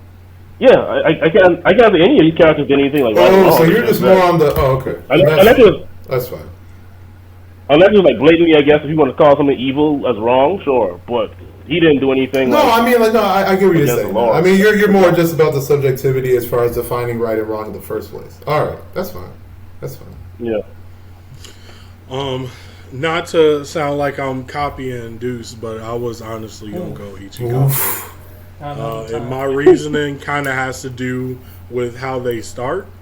I mean, you know, I won't speak too much on how Bleach ended because I said fuck that show a long time ago. And then, I mean, I haven't rewatched the ending of whatchamacallit in a minute, so I'll just speak on how they started, which is what makes me, you know, choose my favorite. That nigga, you know, Yusuke was kind of a menace. Like, he did the right thing, which is what earned him his second chance, but he was really a menace. It was like, hey, bro, go do this shit. No, I don't want to. We gotta threaten this nigga. Like, bro, I'll fucking kill you. Or, like, take your life or something. Like, bro, go do this shit. And he like, all right, bro. Like, you know what I'm saying? They really kept having to put a gun to this nigga head. And it wasn't until they was like, damn, Yusuke, you're actually good at this. Like, you're better than you average at this. Where he was like, yeah, I'm that nigga. You know what I'm saying? Like, he really had to be an asshole about it. That nigga Ichigo was like, bro, I know I'm cute. All the bitches want me. I know I'm strong. Everybody want me to fight. I just want to chill and take my sister to school, bro. That's really all I'm trying to do. And then niggas was like, we need you, bro. Like, we need Jesus out here, bro. Like, you gotta come to us. And every time he was like, damn, I don't want to do this, but let me come save these niggas. You feel me? Like, my nigga Ichigo really Jesus out here. What can I say? I mean, yeah, he had a wish draining tool that allowed him to do that, but it's called these motherfucking hands. I think it was called the Hogoku, I believe. You. But again, that's no fault of Ichigo though. Everything he said has nothing to do with that. So, but that is a part. What it may have sounded like I was doing, but what I wasn't doing was trying to say that Ichigo is better than Yusuke, or sorry, Yusuke is better than Ichigo. To me, why I liked Yusuke more is that I got a full character development, especially for what you said, Player Fight. I was more evidence to it. In the beginning, that nigga was very like some other shit. But if you watch, like, even up to that first Toguro fight, he was Takamichi scared. Like, when Toguro ran up on him the first time and was like, oh, so you trying to challenge me? He took out, like, a whole building, and Yusuke was like, shit. He was, like, shitting his pants, like, I cannot face this nigga. And then developed the courage to eventually whoop that nigga at the end. So I like that. Mm-hmm. And then, like you said, he had so much immaturity in the beginning. When you see him at the end of the series, that man is a full-fledged man, like, ready to go on and live the rest of his life. And I just felt like it was a completeness to that story that I haven't got from a shonen main character probably since. In general, like, where I see that full, like, okay, got it. You went from little boy to grown-ass man. And I feel like that's what true shonen is to me, is that development of, hey, we start off in this kiddie shit, but eventually we get to this level of maturity because the audience is growing with the character. So that's why I lean towards Yusuke. If that's not it, that's all I wanted to get out. I'm fine if niggas pick. I can, like, take my thing back and put Ichigo up there, but that's what I wanted to get out for Yusuke, is that I think that was a complete character of all the ones I've seen so far. I do want to point out one thing, though, that I think bringing up the whole Gyokyu thing is a part of Ichigo's character, because, like, yeah, we aren't specifically comparing power level, but that is about that's part of the character, right? So if somebody wants to be like, yo, I choose Ichigo because I think he'll whoop Yusuke ass, like, that ain't nothing wrong with that. Everything here is an opinion anyway, but I do think that is part of the character and not just part of the story, because it's something that fuels him, the specific character. But it didn't affect his decision to go save whoever. It affected the outcomes of every single fight. Yes, it affected the outcome, but not his decision to do it. Like, he could have decided to do it and still failed. That's right? true. But he didn't fail because of the whole Yoku. And him the whole whooping thing niggas' asses is part of the reason we kind of like him too, though. Like, let's just be fair. If he was getting his ass whooped, we would have compared him to Takamichi. That's why niggas hate Takamichi. We compare him to Yusuke because he a winner. That's why niggas hate Takamichi. But Takamichi just won. So I'm talking about in terms of us four, Takamichi just won for that exact same reason. So but we was comparing him to another soft nigga. You feel me? We not comparing Ichigo to Yusuke because Ichigo a soft nigga. He whoop ass. So part of his whooping ass is having them bullshit come ups. Yeah, but I'm saying if the Hogyoku didn't exist, he would be a soft nigga, pretty much. He would have never won a fight ever. Them thugs. Oh, that's true. No, that is That's my point, bro. I think why I like Ichigo is because he gives me what delinquent stories never pay off, which is like a completion of, okay, I was a nigga in these streets, but now I'm a man. Ichigo was a delinquent in these streets, and he kind of ended in the same way of just like, yeah, I'm still that, but like, I'll live the rest of my life now, which is normally how those shits end. If you think the Soul Society arc was really a delinquent manga arc, the new nigga on the block came through like, I don't give a fuck who your captain is. Like, that was a delinquent manga. Then he chilled and became a house husband. Right. You feel me? All right. So I don't know. I can concede and then let Ichigo pass. So that means we're at Naruto versus Ichigo, which is where this is gonna go to Naruto for me. I already know.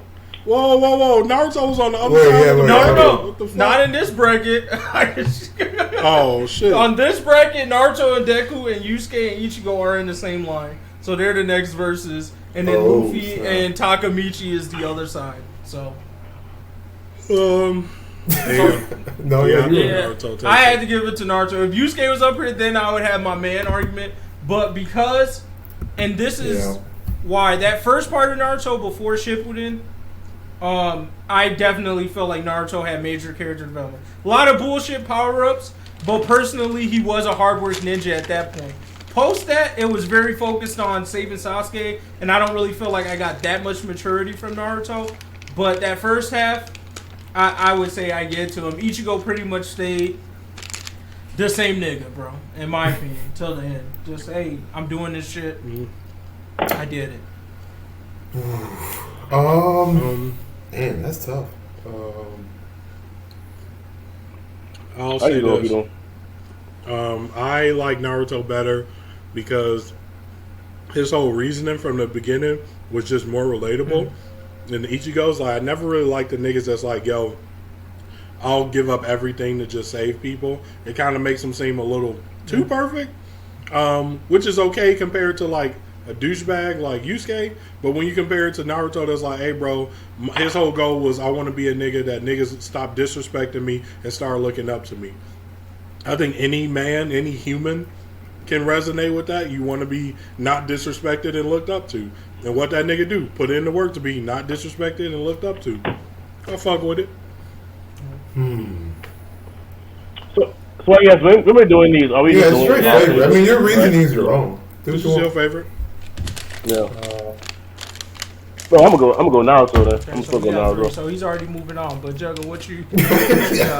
Fuck. Damn, bro. Damn. That really is tough for me right there. Really interesting.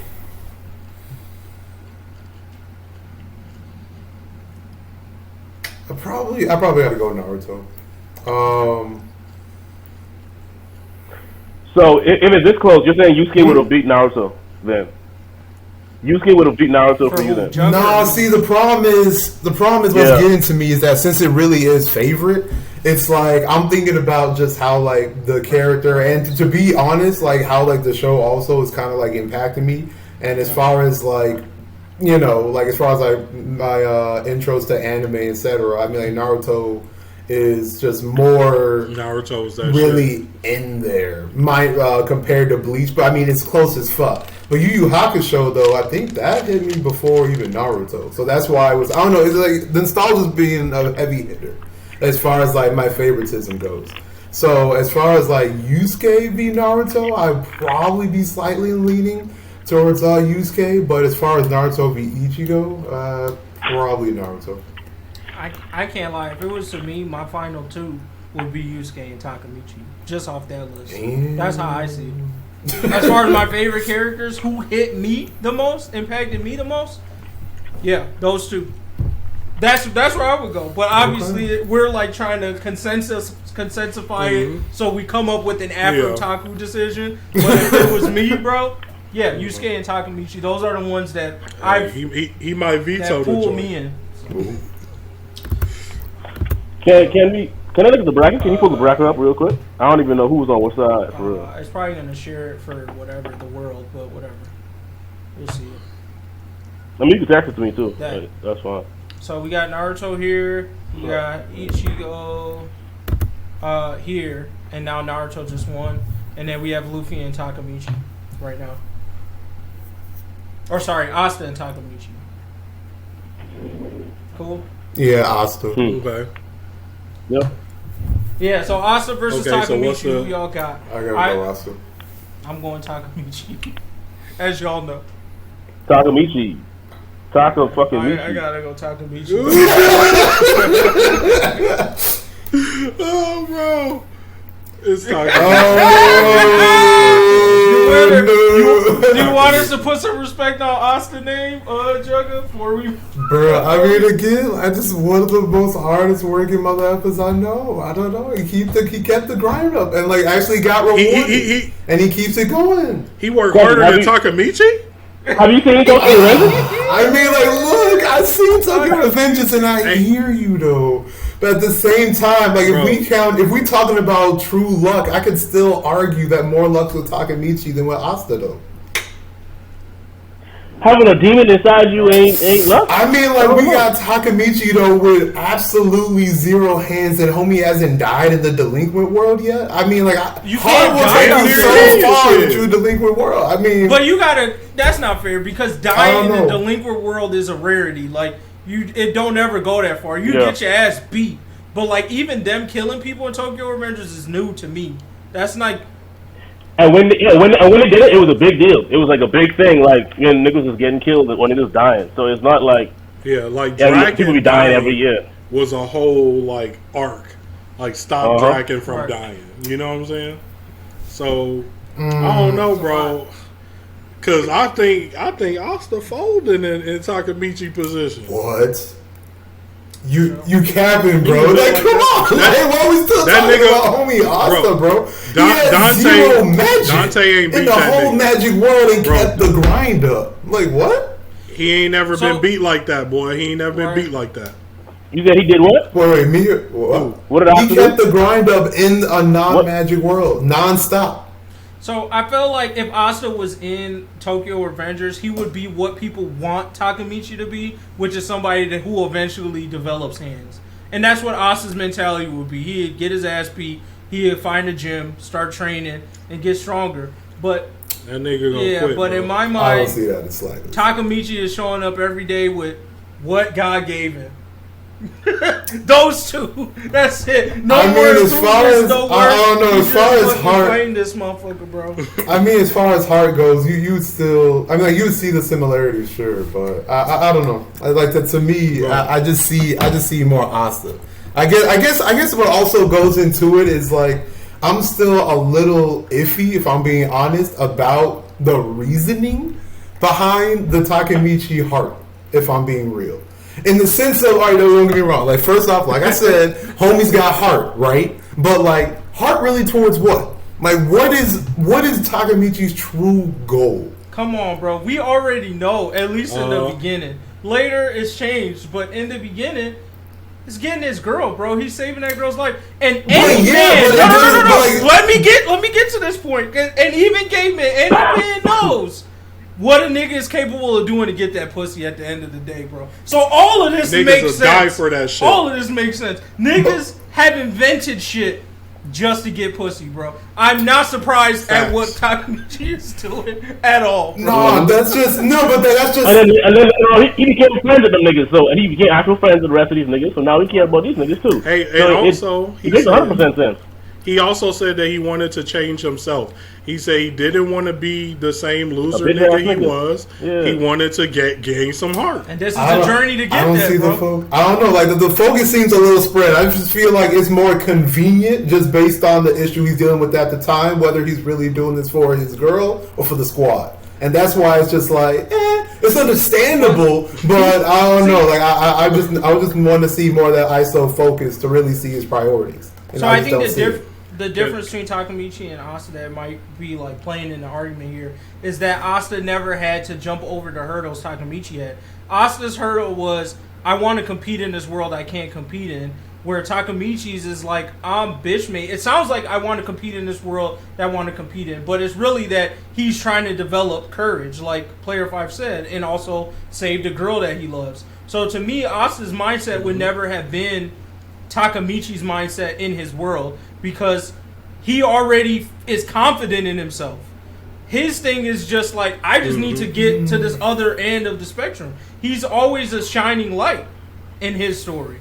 He's the nigga that brings nigga hope and all this other shit. Takamichi was never that. He just turned into that. Before his time skip, that nigga was a low-level thug that never met Mikey or his gang. He didn't bring any inspiration to any niggas. Look at how many friends he kept in the beginning of the story. He had none. He was by his fucking self. So he was never an inspiration to anybody. He just became that, trying to get courage. And this is one real quick. I want to mention some things in the Facebook chat.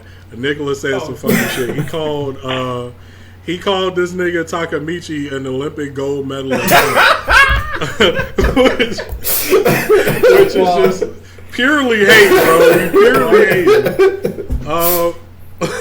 And I think he agrees with Jugga in that Asta would be in that world and basically double down and go hard and get buff. And this is why I gotta say I don't agree with y'all to the point that MGG just pointed out. Asta has never had to be in a world where he couldn't compete, right? He's just in a world where even though he don't got magic, he can compete. Y'all down to his Takamichi is forever in the world. I say he bringing y'all down to his level. He got that death match, soul chain magic or whatever. Yeah, bro. Asta cannot compete in his world, and this is my thing. Is why I say this nigga Asta is folding in that same position. If you put him in a world where he cannot compete, because when we see this nigga get his ass whooped, that nigga started questioning shit. When Dante drugged that nigga, he was like, "Shit, that's it, baby." Yami had to get that nigga up. Takamichi is the Yami. He the nigga to be like, "Get your bitch ass up, Asta. I'm still swinging. You swing too, bro." They built different. I mean, like that was still. Shit. I mean, like in that respect, that's still fight one though. I guess in that sense, right? So I mean, like let me ask you this: do you think he's gonna act the exact same way in fight 2? Asta, yeah. Asta. Well, he's not gonna be in the same situation. Asta will quit before Takamichi. I believe that. Absolutely. I don't know. I mean, like, we're still talking about like in the moment. Like if we're talking about like that solitary fight where he did get dropped by Dante, we're talking about within that same fight, Yami picked him up. Like he didn't have like enough time that at least I would say would deserve getting that shock, at least initially. Okay, so this is the thing. If Asta, think of every fight Asta had, even the entrance exams. If Asta went in that and got fucking dog walked every single fight, this nigga would not still be in the Black Bulls. He would have went to fucking. I guarantee that. I can't say that. No, Player 5's right because remember, Yuno is the one that be boosting his head up. I remember in the Devil arc, that nigga was about to give up, and it's Yuno who was like, "Hey, bro, come on, boss up." It's us. Episode 1. Clover, baby. Remember episode 1? Episode 1, that nigga Asta was like, "Fuck it, bro. I can't win. I'm a loser." Then his grimoire showed up and he folded that nigga was on back, baby. Imagine if his grimoire never showed up. Yuno got his shit taken, and that was the show. Hey, 2 niggas with no grimoire. What's happening? That nigga Asta would have quit. You gave my homie some time, bro. Hey, my nigga Takamichi like, "Get up, bro. We about to start beating niggas." I don't know, my God. I don't know. I don't see. He's a winner. Hey, in most cases, like I think there's not a clear answer, but I think for the reasons you like Asta are the reasons that Takamichi is better because his hard work, all the hard work shit you're talking about, not giving up and shit. Takamichi just does it better than Asta. Because his shit don't work out. That's his whole character, bro. That's his entire character. I mean, I don't know. Like that's still, I guess that's still effing me up as far as the whole guaranteed to be alive kind of thinking. I don't know. That's effing me up a little bit. Still, to be honest with you, it's more just like how can you not consider yourself dying? You know, like the actual ultimate penalty. Thinking about the if I end up losing, if I keep getting up, I'm going to end up dying. Like that to me almost like a broken cheat. Other things are more important than your life, bro. Other things more important. See, the reason he thinks that way is, and Takamichi says it multiple times, is that he's already dead as far as he's concerned. The life that he would go back to if he quits, he might as well be dead. So that nigga like, bro, you gonna have to kill me because I'm not about to be the nigga I used to be. And that's why that nigga go hard. Hey, That nigga spinning, boy. Yeah, he built different, bro. Hey. Like, bro, that nigga Asta be getting W's. Asta is the strongest nigga in the whole show right now. That nigga Takamichi still the weakest 100%. nigga on the block. And showing up every with 300 chapters First one in line to get the ass whooping every fight. First one in line. My boy, Takamichi built different. I'm not going to dog my guy Takamichi, but... Yeah. I'll just ask real quick because I'm just curious from the group. If this was Takamichi versus Luffy, does the decision change for anybody? Oh, yeah. I'll go Takamichi 100%. Okay. What about y'all, Player 5 and Deuce? Would y'all versus Luffy? Oh, yeah. Would y'all change 100%. Or would it be the same? I'm just curious. I'd go Luffy. Okay. What? Over who? Over Takamichi. If it was Takamichi versus who do we put Luffy? Instead of Asta versus Takamichi, would your mind change? Would you pick? Would Luffy beat Asta or Takamichi? Yeah. Favorite wise. That's tough. I have to think about that. Is that the next match? No. I'm just curious. Hey, let's put it this way. I'm happy my nigga Takamichi didn't have Luffy in his in the bracket, bro. That's all I gotta say. I ain't gonna speak on the it. last one is gonna hurt. New school versus old school. The final round is Naruto. Yeah, wait. Before we go there, I just gotta say, man, we got some accusations in the chat.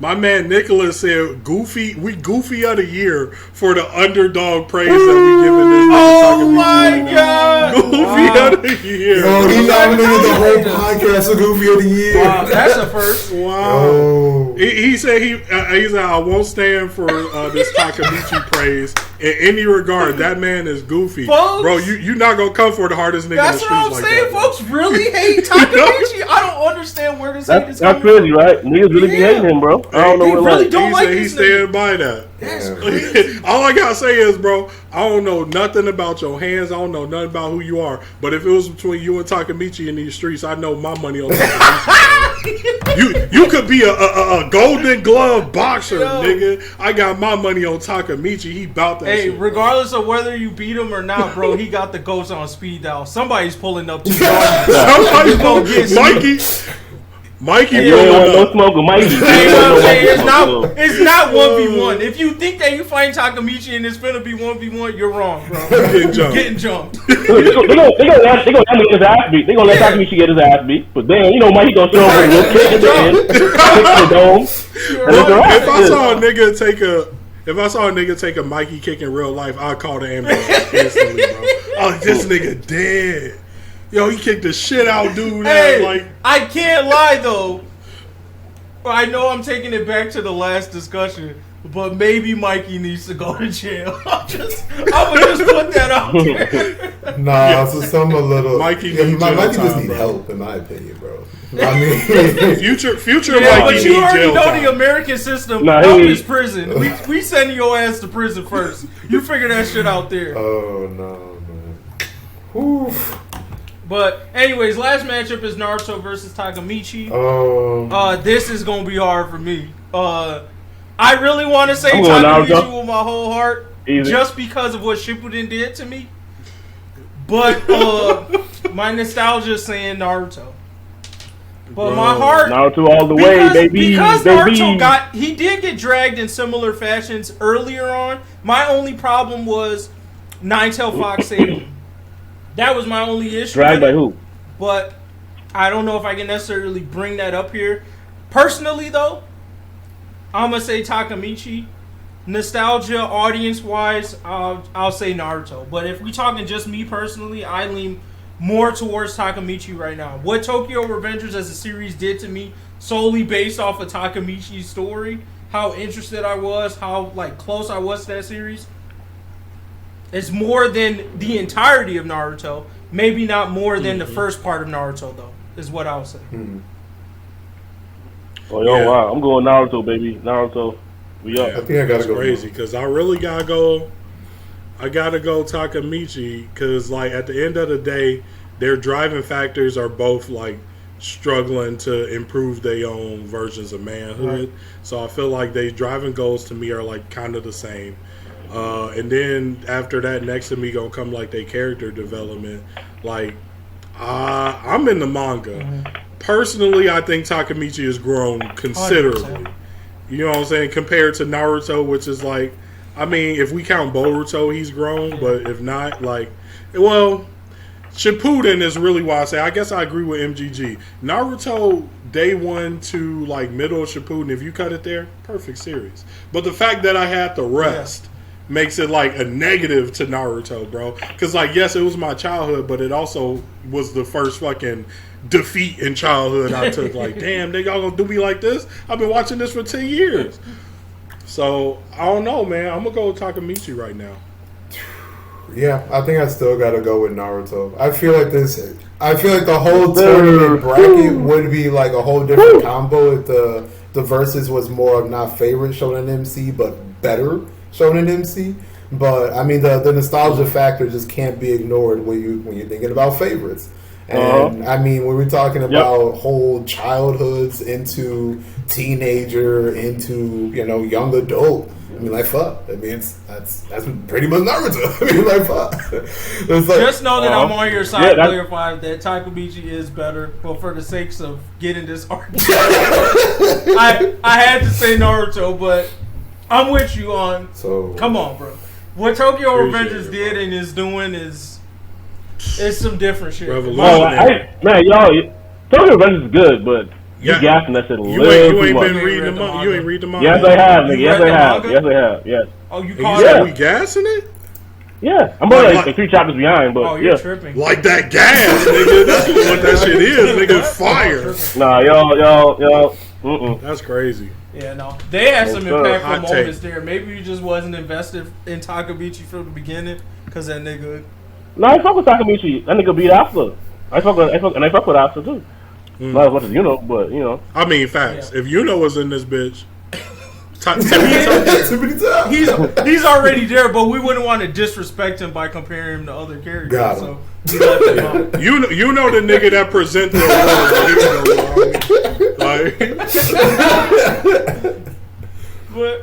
But hey, you know what? The nigga you said in jail earlier, what's his name? Rimuru? Yeah. Or whatever. I put him above a lot of niggas. I talk to that nigga. The slime. That slime nigga. That might be the next one in the Isekai versus. Oh, the Isekai. That'd be hot. Mm-hmm. I'm reading this book, man. That shit good. All right. So jumping on to the manga segment. So before we get into the big popular series, I just gotta call these out here. A lot of series got canceled as of last week and this week. I was reading one called Neru the Martial Artist. It wasn't that great, so I wasn't surprised that it got canceled. But the one that did hurt me was Hunter's Guild Red Hood. That got canceled. It was decent, and I did find out, I didn't know this, but the guy who wrote it is actually like the understudy of the guy of the My Hero author Horikoshi. Really? So yeah, that had potential. That sucks a little bit. It had potential, but clearly, clearly, if it doesn't have clout behind its name from the author, it's not gonna last. Yeah. So it's a little unfortunate. The other new one that just dropped, if anybody has read out there or here, Hell's Paradise. It's called Jigaraku, I believe. The author just started a new series, only 1 chapter dropped today, called Ayashiman or something like that. It was decent, typical action series. I think I'm going to keep reading it, but that's it for new manga, for me. No, I mean, that's pretty much to just piggyback. Like, Hunter's Guild was going to look... I mean, it was shaping up to look like a mad, decent manga. Long story short. Gave it a little bit of time. Could definitely see an anime. Premise, mad decent. The one thing that I will give just a couple big ups on as far as this way out is that, I mean, I don't know, like, this is pretty much a theory, but based on the last few chapters, I think that they almost took a shot at the fact that they were getting canceled. And it was just like, 100%. You know what? Yeah. Like, you know, I appreciate this. Like, this is sad you're on your way out, but I'm glad you did it this way because you were on your way out. They pretty much just said it's just all BS. Like, they literally pretty much broke the fourth wall in that respect. So I felt that too, and that's when I was like, oh, they're going to cancel this show. Right. Because I was just like, the way it was going, I was like, this seems like a finale. Yeah. And they were definitely like, stories are really just... So they're like, we just be doing this shit just because. They're like, yep, niggas just make us do this shit just because. Cancel. Fuck y'all. But anyway, Shonen Jump give more of these manga a shot. I don't know how fucking expensive it is to publish the shit, but I hope that by now it's not that goddamn expensive to at least let niggas get to 100 chapters. Matter of fact, maybe that's too much. 50. At least give them 50. I feel like, because I feel like this 20 chapter shit is not enough, especially if you got a slow build. Like, you're not really gonna get what you're trying to get in 20 chapters, and then you force them to end it. It is, yeah, it is. And then it's like, it is interesting though that why would they? Do they have like a limit on the amount of series you think at one time? Because why even cancel certain things at all? I'm like, just let it see where they're not paying these niggas much money. They're not getting much money anyway. Really from a they can even just do just online, only online. I feel like it has something to do with the publishing of it.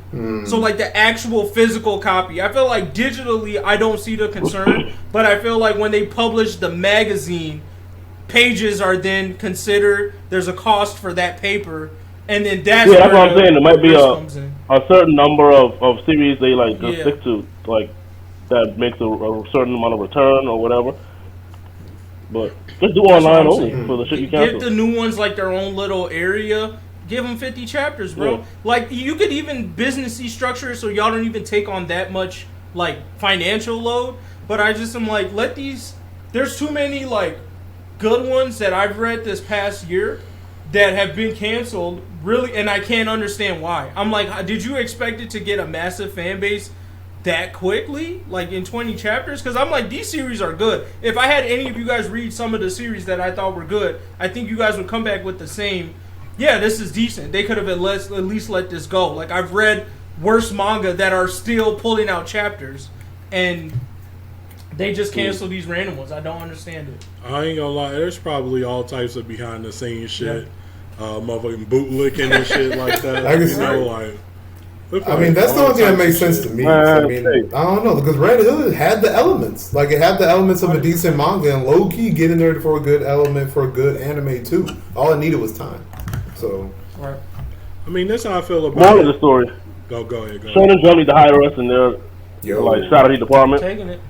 That shit'll take off. You know? Next level. That's it. Next levels with the shit. All right, popular manga. Starting off with Black Clover. So the Black Bull Power Rangers, bro, devastating is all I can say. I really appreciate how he put the Power Rangers together and they were able to fight Morris. Like, I just appreciated what he allowed the Black Bulls to do this entire arc in general. But like Gao showing up, that combo with Gray, Gordon with the I heal niggas type shit. I thought that was a dope little end to it. I like that we didn't spend that much time on Morris and we just hold his ass. I really enjoyed the fuck. I don't know why. Maybe I shouldn't have, but I was like, yeah, I kind of like that they just transferred this power and then they were just like, yeah, no, fuck it. No, we're not giving you Dante level respect, Morris. You just gonna get your ass dropped. Next. But you know why I fuck with it is because the anime is so good with Black Clover that I know they gonna turn that up. Oh yeah. The Morris fight gonna be cold. Once they hit, I'm gonna come back and be like, bro, the Morris fight was hard. Like, I'm already knowing. Quick question though, who the fuck is Morris? Right? He deserved the respect that he got. No, he's a scientist from the Diamond Kingdom. He was like popping up here and there in different arcs. Yeah, he the nigga that made Mars. Remember Mars, the first nigga I fought with the two. He had the diamond in his head. And he had the two different powers. Yeah, Morris made them niggas. But then what? So how did he get? So he has like the demon, Dante's demon inside. Yeah, Lucifer dropped Dante, and then for him, long story short. Yeah. So. The Spade Kingdom came and clopped the Diamond Kingdom. That's how they end up getting Morris. And then Morris was helping them get the cliff off tree going. And then he just fucked with that nigga. Lucifer fucked with him harder. So they after they beat Dante, then the demon said just transferred to Morris. But now I think he's actually about to come out because at the end they were showing the door was opening. Right. So I that's why I was okay with him just getting dropped, because I was like, that's what we care about anyways. Like, what is Morris gonna really like? What he did with his modification magic was whatever, the only highlight to me was the fact that it worked on intangible concepts, which was just building on what we kind of already knew about the demon level magic, which is that when, like that, I think that's what I was talking about, but didn't do a good job of explaining when the Nama and Lilith thing happened, where their fire and ice could burn like intangible concepts. Like, if her dream magic was around, they could, like, actually light that shit on fire. Like, that was hard to, like, wrap my head around, but they kind of, like, finally said it, so.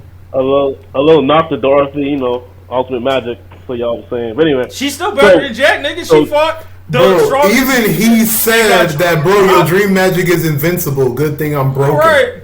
Like, he literally said dream magic was invincible. Yeah. All Jack gotta do is become broken, nigga. That's it. That's all he gotta do. After seeing this nigga get washed like that, you still on his side? I'm telling you. No, I'm not. No, I can't even vote for that nigga no more. I thought he's gonna be the one. We got caught in 4K. Nigga, this is 4K. 4K. Yeah, he tried. Yeah, so all the other demons are coming out too. Then the other higher ranking demons. The one that was in the girl, she's coming out. He skipped the line.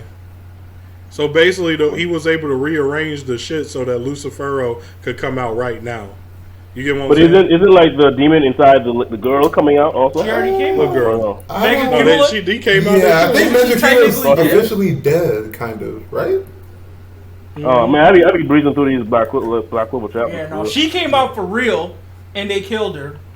And then the other dude didn't. Beelzebub didn't fully come out. He just got dropped. Right. Yeah. From what so like all these demons, I guess, had different ways to finesse the system. Motherfuckers was gonna finesse inside the finesse anyway. So that's crazy.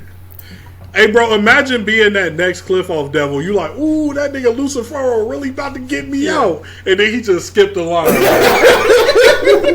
And then the door closed right behind his ass. That bitch closed. Imagine waiting eternity for that to happen, bro. I know that nigga. Right?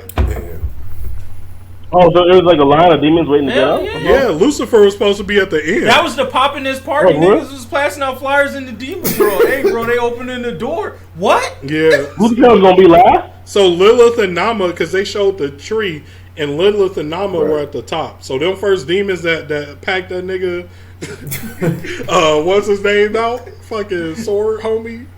Them niggas was at the top, but then they shut it off by killing all the guys. But that's when Morris rearranged the cliff off so that Lucifer would come out first. And that nigga that was coming up next, I know he hot. Oh yeah. Damn, bro, that nigga done got me. He probably waiting like, nah, it's cool. They gonna open that bitch back up. They gonna open that bitch. Nah. So Magicula and the other guy, they were at the end too then? Close to it. Yeah, they were at the end, but they finessed it. Megicula had to finesse with the cursed niggas to get out. So Lucifer is the strongest nigga. Mm-hmm. Apparently. So now I don't know if this is just like a continuity error or if it's like a issue with translation, but them niggas also call Lucifugus, the nigga that Noct was trying to summon when he was a kid. They call him the highest ranking devil too. So, well, they're the highest rank because like that's the highest rank. They're all that same rank, I assume. Oh, okay, that might be how it works. It's still a little confusing because I thought Lucifer was still kind of like low key, like the demon king, however you want to phrase it. So I mean, I don't know anymore. Yeah. Yeah, I'm a little lost on that part, but I just know that a demon is about to come out and get his ass whooped. Like, that's pretty much what's about to happen. I mean, we'll see. I don't know why, but I don't like thinking about it, but I have a feeling that Vengeance and Yami might kick it. I don't know why. I mean, a bad feeling. But I think that might end up getting bodied, Vengeance and Yami, for some reason. Bro, so I got an issue with Yami, and it's his grimoire. And so what these chapters have shown us is that if you're not a Clover Kingdom born person, you don't get a Clover grimoire. Asta didn't get a Clover grimoire. That nigga had to come out and choose that nigga, and it was a devil possessed grimoire. Yuno didn't get a Clover grimoire. His elf inside of him did. Why does Yami have a Clover grimoire? Is he half? and he happens to have the perfect fucking magic needed to bring demons out. This shit a finesse, bro. How so? That's it. Like, what's the theory? Because Yami isn't from the Clover Kingdom, so he shouldn't have been given a Clover grimoire, just like the other two examples we have of Asta and Yuno not getting Clover grimoire. So when you say it's a finesse, like, right? What do you mean? Do you mean like he's gonna get a new book, or think it's a finesse from somebody, either a demon or somebody working with a demon that was like, yo, I'm going to get this nigga dark magic, because at the beginning of this chapter they highlight the fact that dark magic is odd, evil, and it just so happens to be a necessary magic to release all the demons. Like, so then why did this foreigner get a grimoire that happens to be the perfect grimoire needed to release demons when he shouldn't have gotten a grimoire in the first place? I'm starting to believe that the Julius theory is true. That's basically what that, like, when you said that, that's what triggered in my mind. Because, like I said, did we find out who the last brother was? No. We just moved on. Like, for a half a second, I thought they were trying to say it was Morris, but then I'm like, okay, no. So now I'm like, all right, we still don't know who this nigga is. To me, it looked like Yami's skin was peeling and shit. I didn't know if that nigga was going to die or not. But, like, when you said that, the very first person who, you know, bigged him up about how great his dark power was Julius. Julius was like, yo, shit, I fucking love that shit. I don't know, bro. That shit might end up being true, that this nigga is evil. Right. Fuck it. And he also got William. Yeah. You know, he bought both them niggas on his team. And then what we learned, everybody is kind of a sus-ass nigga in Julius's group. When we saw the flashback, because even the fucking homie with the mask was there, and he ended up being the traitor too. So I'm like, even more like Julius? They're like, bro, who's you picking, bro? Oh, I got this elf nigga that's gonna try and kill everybody. A nigga that I'm gonna use for a demon sacrificing. Oh, this nigga gonna betray niggas too. You know what I'm saying? Like, and you can see the future, bro. So what is you doing? Yeah, bro. Julius is on some other shit, bro. And he has been very quiet this whole arc, bro. Tie all of that back into when that nigga let this bum ass nigga kill him. He was like, Julius really wants to be the big bad in this motherfucker, like, for real. Damn. Bro, Julius set these niggas up, it gotta be. Look, if it's gonna go this way, when that nigga comes out, I don't know.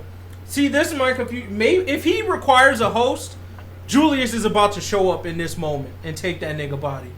That Lucifero's, he's gonna be Lucifero's host. No, I mean, that shouldn't be necessary, though. That's what I said. Well, yeah, Lucifero shouldn't need a body. You get Julius? Yeah, but it's not likely because the Magic King. There's a theory that he's. I think he's a bad there's a theory that he's evil, or he's the third brother, fourth brother, fourth brother. The Dark Triad. There's a guy in a wheelchair that they were showing in the flashbacks. Hey, we never seen Julius' legs. He always. We seen his legs. Have we? When we see that nigga legs? You haven't seen his legs. You serious right now? He always wearing a robe. During the fight, you saying that you literally never seen his legs once? There's no way. Cause they under that robe. My other thing is, like, how does Julius get to make his coats like that? That's just like a random question for me. Oh, he's the be only like, nigga in the Clover Kingdom with like special coats. Like everyone in this thing had a coats with like the fur and shit on it, where everyone else you just get a different color, but it's that same little jacket. You get what I'm saying? Like, was that because he was the strongest mage at that time, or like did he just was like, yeah, fuck it, my niggas got different colors? I think you get to design yours, and that nigga was like, yo, I want fur on my shit. Fuck it. Yeah, you got it. You got it, shit. Because if I'm making a group and niggas like, yeah, bro, let's get some mink shawls, like everybody, boy, sit your, we getting cloth, black cloth. Put a bull on that bitch. Yeah, put a bull on that bitch. Anything else on the Black Clover stuff? I don't know how anybody can beat Lucifero. Not me either. If he supposed to be league stronger than Lilith and Nama, and we got all thing only. That's what I'm saying. The power ups got chugged out already. So unless this is like Yami's power up, we still got Yuno. So. No, this is Yami's power up. Yeah. because of this chapter specifically. This chapter was foreshadowing the power. Because if you remember, he said, I wanted to form a team of niggas that are strong, but I also want to be stronger than them. We literally just watched the entire Black Bulls like double in power. I think we about to get a power up. Did he say I want to be stronger than them? Did he say that? Yeah, he said I want to be a leader that's strong. I'll pull up the quote in the background. But yeah, I'm pretty sure he said something along those lines. Because I got dying vibes too. If he dies, he dies, bro. Can't lie. If he dies, he'll go out doing something to like save them. Right. So I mean, don't forget the biggest thing, at least in my opinion, was the whole transference of the sword to Asta. But I felt like after that was like a death signal almost. He said, "I'll get stronger too, so that I can keep those idiots together." Well, I mean, like, hey, I hope so. Don't get me wrong. Like, I don't want Yami to die. It's just everything is pointing to him dying. So attack the Clover King. Okay. Let's put it this way. Let's go. Like him dying is a huge loss. I would. No, he's not dying. Since he said that, he's definitely dying. Yeah. Now that I just looked at this, it would literally be impossible. Okay, so like the only way Yami dies is if Lucifero is so crazy strong that like he just negates everybody power. Cause like you got old girl that love him and she can change fate. You got motherfucking Nero that can lock your wounds and keep you from dying. You got fucking Asta, Gordon, Charmy, all these healing niggas that can actually fix nearly any fucking thing that happens. Mimosa and Real. Are they in the background? No, but they should be pulling up. Yeah, they should be pulling up. So, like, basically, you got all these niggas that have the ability to keep you alive. He shouldn't die here unless, like, that nigga Lucifero, like, negated all of that. He out. I mean, I hope that's the case. Yeah, bro. I'm smelling the Yami power up. That's where I'm leaving. Yeah, I think that we're gonna get a power up from him for sure. From this, what I saw in this chapter. Think you gonna get some type of dark armor, like everybody else? And what I right? He's not gonna beat the demon by himself though. Oh yeah, no, not. Of course not. Yeah. You gotta. There's too many power ups. If anything, so. I mean, wasn't the girl demon all the way out? Megacula? Yeah, Megacula, but they killed her. Yeah, so like they killed it pretty easily. I mean, I don't know about easy. Yeah, but we don't know where the tears. Huh? It took all of them to do that. All of shit. who? One. It was like as far as like everyone that was really necessary, I would say what? Real, Charlotte, Noelle, Nozel. Who else was up in there?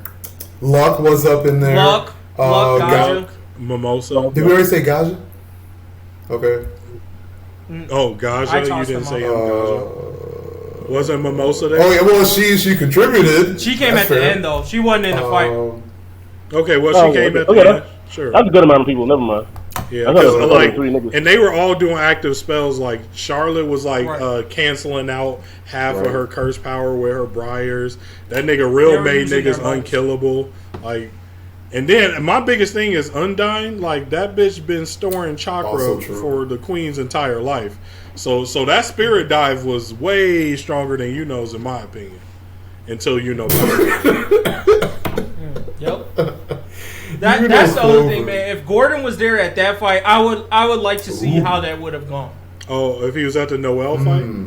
Yeah. I feel like that would have been a great opportunity for him to show off that curse reversing shit that he was talking about, because I think that it would have worked against like these. That would have been an opportunity to see, right?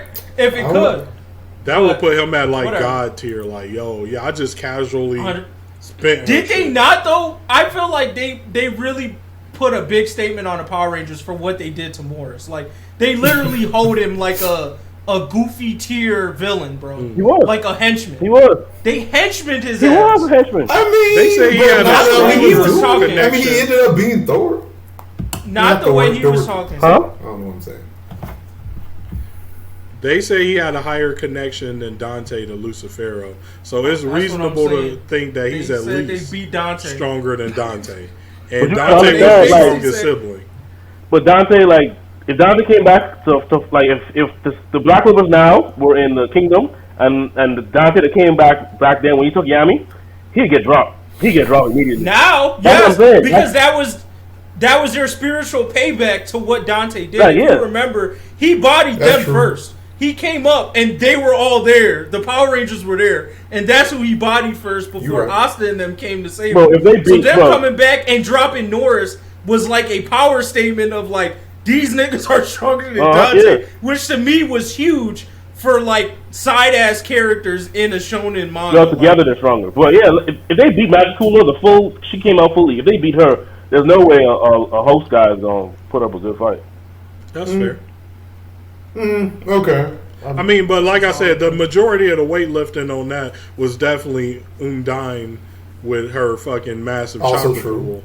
She hard carried that fight, followed by Real. Oh yeah, that shit was broken. But Real, he leveled up. Yeah. Motherfuckers talk about you know almost. Well, I mean, I don't know. Well, we can talk about that later. That nigga Real took off. But yeah, that's it. Shout out to the Black Bull Power Rangers. That's all I'm gonna say, bro. They come in with the Megazord heavy and they fucking niggas up. I still didn't see what the fuck Vanessa did, but shout out to the rest of them. Real talk. Vanessa really didn't get a power up. That's crazy. I don't know how you can power up reality breaking though. If she can touch concepts, easy. Like, there you go. I can change reality on concept. She could finally go back and beat her mom because. Yeah. All right. But yeah, all right. On to my hero. Tomura for one, man. That's what I'm calling them. That's the name for now. How do we feel about Tomura for one? All for Tomura? Instead of all for Shigaraki, because that sounds a little weird. What was the other one you said? I was just saying all for Tomura. I can kind of hear that. But no, I like Tomura for one. It sounds like the name of a TV show. Wow. Yeah, that nigga completed now, bro. He completed. It's over with. Like, so even from that last chapter, you don't think that Stars and Stripes last ditch effort? Oh yeah, I keep forgetting about that shit. Y'all think that shit gonna? I mean, I don't know about stick, but I think weaken him to a decent degree as far as letting him lose out some quirks. Yeah. Oh yeah. I think that was 100% to level the playing field because I felt like that nigga was like, oh wait a minute, Deku's gonna have a real tough time beating this nigga. So I felt like that, like, oh, we gonna steal some quirks from you real quick. Was that all right? Let's make it so they're both goats, but. It just makes more sense. He only had to get rid of one quirk, let's be real. And that's disintegration, like Tomura's actual quirk. If he didn't get rid of disintegration, like, bro, it ain't changed shit. Because let's say if he got rid of all the muscle quirks, the nigga got, what do you call it? New Order. He can just be like, I'm damn near as strong as All Might. He back up buff again. You feel me? Like, if they didn't get rid of... New Order. He got to get rid of New Order. Yeah, now he can't even use He has to get rid of New Order because that's the one. They say he had to get rid of it? Yeah, because that's the one that's killing. Yeah, that's the one that's killing all his other quirks. How do you get rid of the quirk if you don't have anybody to give it to? He can do. That's his power. He can pass he was saying he's going to give it to one of the pilots or something. I guess. Oh yeah, okay. I need to. But that's where it's going to get fucked up because in my mind, I'm like, if he gives it to one of the pilots, then it happens again. But then the question becomes, because her order was just, it wasn't specifically Tomura. It was, if anybody steal this shit, attack their quirks. But I'm guessing the pilots don't have a quirk. Exactly. So I'm like, if he gives them, so are they just going to be the new Stars and Stripes? Or is the quirk just not going to do shit? I mean, they'll have the quirk, but I assume they won't be as good as her because they haven't, practiced with it. Well, of course that. I'm just wondering if they're actually going to, like, if this power is actually going to transfer or if this is the last we're going to see of New Order. That's my question. It's the last usable thing I think we will see. Because I mean, if she gives it to somebody unimportant, what they gonna do? Them niggas trash. That's like when Deku first got. Hey, come on, bro. Take a slide. Okay. I don't know. If I had to guess, I feel like in the very end of the fight, like simply what's going on now is just gonna F him up so much that he's not gonna be able to continue fighting, and she's gonna somehow finesse gain the power back, and it's just gonna be called. Because in my opinion, like, that was the one thing I was trying to figure out ever since they first met up. as far as Stars and Stripes and Tomura, is simply what is going to be the end result from this fight, and I just couldn't figure that out. Because initially, I was just thinking that she was literally there to make Shigaraki more broken. And really, that was going to piss me off if that was just the case. But now, if she actually has an everlasting effect or just a basic intro fight, so she's like, now I know what I'm dealing with, now let me rock with the other Japanese heroes and make a plan, that would make sense. But they were leaning towards too much to one of them dying, which didn't make any sense to me. And now it's finally clicking. Because like he's actually taking reasonable, respected damage. And he's like pretty much going to the point where ish needs to happen or else I might lose / die. So in my opinion, I just feel like the power is just going to somehow magically end up either back to her or to her, and then she gets capped.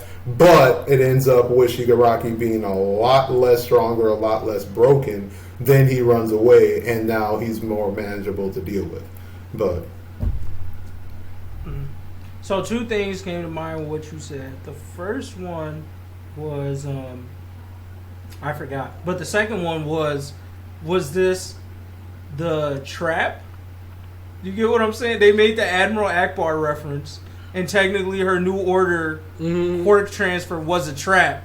So I'm like, was this the call back to what that whole thing was? No, it could have been. That's what I'm saying. And then now I remember the other thing I want to say. The other thing I want to say is everything you just said just pissed me off more about the Hero Society. And it was that one sentence you said of like she pulled up instead of working with the heroes. Like now that I think about it, I'm just like, why? No, I thought that's what she was doing. Like Tomura rolled up on her.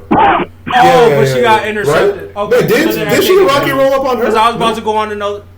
That's not what happened. Basically, was she? She was looking for him. Okay. They said they got shit going on in their own countries, so they couldn't send her, and they were like, "Don't go." And she said, left "Fuck anyway." that, I'm Right, up. but I thought she was more pulling up to help like Japan. You know what I mean? Like help Japan handle Shigaraki. Yeah, so she was going to help. Yeah, She gonna help by fighting that nigga one on one. She didn't want to land in Japan. She didn't want to land in Japan. I'm pulling up on this nigga. Okay, never mind. Yeah. Pulling up on you. Damn.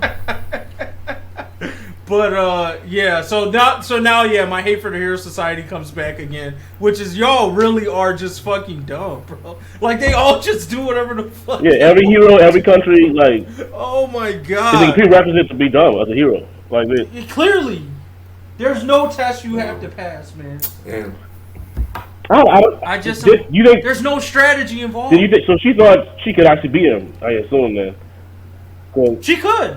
No. But she just didn't understand. I think she could if she knew, but she didn't know how deep that shit went. You feel what I'm saying? Yeah. Like, I definitely think there was potential, right? Like, that one thing he even said was luck. That decaying the ground type bullshit, that would have ended him right there. So she definitely had the ability. Like, I don't fault her for her confidence. It was just that she didn't realize that All For One was also in there. Because honestly, if that was just Tomura and not Tomura for one, their combined consciousness, that nigga would have definitely been murdered. All For One is just smart. He's just a smarter nigga than everyone else. Like so. Yeah. I don't blame her. That's really his quirk. I don't blame her, the hero. I blame the society, kind of like what you're saying. Because if America would have just been like, yo, fuck it, we working with these niggas, let's go flood this nigga. You know what I'm saying? Yeah. It's just think ahead, like, oh, he at the top, let's knock this nigga out. Bro, imagine if she had backup. True. Imagine if Deku and Endeavor were there. Like, Shigaraki dead. Like, that's it, he dead. You know what I'm saying? See, the thing is, they probably underestimated this villain. They probably like a villain in Japan. No, but they know that he at the top running shit down to the below. You know what I'm saying? Like they know he about that action. Them niggas was like, look, we was gonna send our people, but we got shit to deal with. I'm like, bro, that's how I know they don't fully know, because if they really knew, they would have sent niggas for him. You know, they don't fully understand that this nigga is the one. Sleep. I'd have just been like, bro, I'd have pulled, hey, Endeavor, I'm pulling up. Meet me in the Pacific Ocean, boy. 100%. That's where I'm just like, anyone that can fly, just meet me here. Just send the coordinates. Meet me here. That's what I'm saying. Like, there's still some heroes left. Y'all, and this is why I'm just like, they suck at effective planning. Because to be honest, the heroes that probably broke out of jail, yes, some of them are serious. But at a degree, some of these UA niggas are strong enough to handle it with a couple of like top 50 heroes. Not the top 10. But whoever's left from the top 10 should be focused on like this Tomura assault. And then the top 50 should be able to take care of some UA 100. Students. Because the Pussycat Dolls were top 100 and them niggas solid. There you go. So they should have been able, if they were paired with UA kids, one, we get a better story because we get to still see them develop during the chaos. But two, then we have like the ability to make this whole thing make sense. And Endeavor, Hawks, All Might, Deku, Bakugo maybe can focus on trying to fucking find out where Tomura is and end this nigga. Instead of, hey bro, world's in chaos, so we all just gonna do our own thing. Y'all figure it out. Like, oh bro, the more I think about the Hero Society, the more it pisses me off. But the Stars and Stripes part, I thought that little final move was not what I expected her to use that power for, but I wasn't mad at it. If I put it that way. I respect. Final move? Go ahead. The big old version of her. Oh, yeah, okay. It was a very All Might move, but honestly, I would say if that was your trump, her real trump card was that poison thing. But like, if that was her ultimate move, I don't know if that's where I would go if I had that quirk. If that's what you would see my strongest move being. But I won't say I was mad at it. I think that was the best possible, strongest move she could do. I'm talking about her end move, giant muscle version of her into 5 intercontinental ballistic nukes, and then punches you with 5 nukes in the face. Nigga, that's the hardest move you can do. She literally hit this nigga with 5 nukes. Like, hey, I mean, really, the hardest move really is her saying, like, touching you and saying you're gonna die. It just didn't work on him, like, because he got 2 people inside. Mm-hmm. Yeah, no, for sure. But I guess I felt like there could have been some creative ways. To me, it just seemed very what I thought her character was, which is like an American All Might copy. So she's just gonna come out with some big devastating shit. But I'm like, there's definitely fancier ways, I think, to finesse that kill with a power like hers. I'm not mad at what she did. I thought it was dope. I thought it looked dope. I just was like, okay, I don't know if that's really the best way to have executed this. I just feel like with her power, there was probably a foolproof solution. The name thing didn't work. I don't know. For some reason, I haven't come to it. I have to hear it to really see it. Because, like, low-key, if you really do think about it, like, homie really did need to get atomized because of that ultra regeneration, right? And, like, 5 nukes, that should have did it. Right? So. Yeah, and then... Right. And you couldn't just touch him and do it. Cause like, again, so using his name won't work. So that's really, she just needed as much firepower as possible, and that's, like you said, what's more firepower than that shit. So I don't know. I don't completely disagree with you just because of the flexibility of that ability in the first place. So I could maybe see another option popping up, but I honestly just can't think of it. So I can't say. Yeah, and that's where I'm at with it. Like I said, I'm not mad at the move. I just think it was more or less done for the flashiness of it. Oh yeah, from the reader's standpoint. And what might have been the most effective in that. I'm kind of upset that like the power is kind of gone now because, like you said, it does seem like a lot more that it can do, and we didn't really see anything like you did at all. We just got out to. I thought that was more than enough. That's different, bro. I would actually like for All for One to have it, just because I know he's gonna have some creative ass ways to use that shit. I would love to see him use it. And then combining it with other quirks, see, my issue with him having that is that thematically it doesn't serve a purpose, right? Because he's probably gonna really use it to like, hey, if I touch you, you die. You know what I'm saying? And he kind of already has a "if I touch you, you die" move. Like it to me, like until that bitch get taken away. Yeah, I guess, right? Like now, if they take it away and he gets stuck with this quirk, like they basically strip him down to just that quirk, I'm like, oh, that's cool. That'll be very interesting. Take it. But it's not happening though. There's no way he's getting this shit off. It's just a matter of like when and how. I think that more or less why he got it was to trim the playing field, because even with the full 100%, and even if Deku achieves like All Might level feats naturally without doing that full 100% thing with the other quirks, I still can't see how Tomura wouldn't beat him, especially with the all-for-one intellect behind him. I do not think Deku is more strategic than the all-for-one I see right now. At least Deku right now. He definitely has battle strategies, but I don't know if... Like, this nigga has prepped this shit for a while. Bro. And really, his main goal is, I just need to touch you. Like, that's... Well, I don't know how he's trying to get it for the... Actually, let me take that back. Because I don't know what his plan is to get one for all from Deku. But there is some plan, I'm guessing. I mean, I don't know if he's trying to take one for all, right? Yeah, that's his whole goal. Yeah. He's taking one for all. Mm-hmm. He said he said that somehow that multiplying quirk helps him more than everything else. I mean, if you just kill him, who has to go do shit? Well, no, I think it's like something in his head. Quirk. Like, don't you know how quirks can kind of like affect you? Something in his head, just like, nah, nigga, you gotta get that quirk. You know what I'm saying? So that's why he's like irrationally like, instead of vapor, like, I gotta take this nigga quirk. I'd vaporize his ass. I really think that nigga just wanted to talk to his brother again. Wow. Like, fuck it. That'd be interesting. What if all this was just so he could be like, hey, bro, I'm sorry, bro. I'd be done. As a civilian, I'd be so done. Hey, you want to talk about civilians? You brought the world into your brotherly drama, nigga. Hey, if he don't start low key, just let him get the quirk, and it'll be all good. But bro, he won't put up a fight. He can't because he's evil. When it comes to the civilians, dog, because I went back to the chapter where she punched this nigga in the face with fucking nukes, dog. To the sea floor, bro. That bitch blew the sea floor. You know how big that wave is? So many millions of niggas are about to die, bro. The resultant fucking tidal wave, niggas gone. One earthquake did us dirty in 2011, bro, or 14. Right. Nigga, it's over with. So many niggas dead from this. Which is why it's even more of a bad decision to go that route. Because if she's an All Might-esque type person, that is way too loud of a move to use. Yeah. Like, unless it's for sure that they're that safe. That nigga Endeavor is on it. Endeavor can see that shit from the mainland Japan.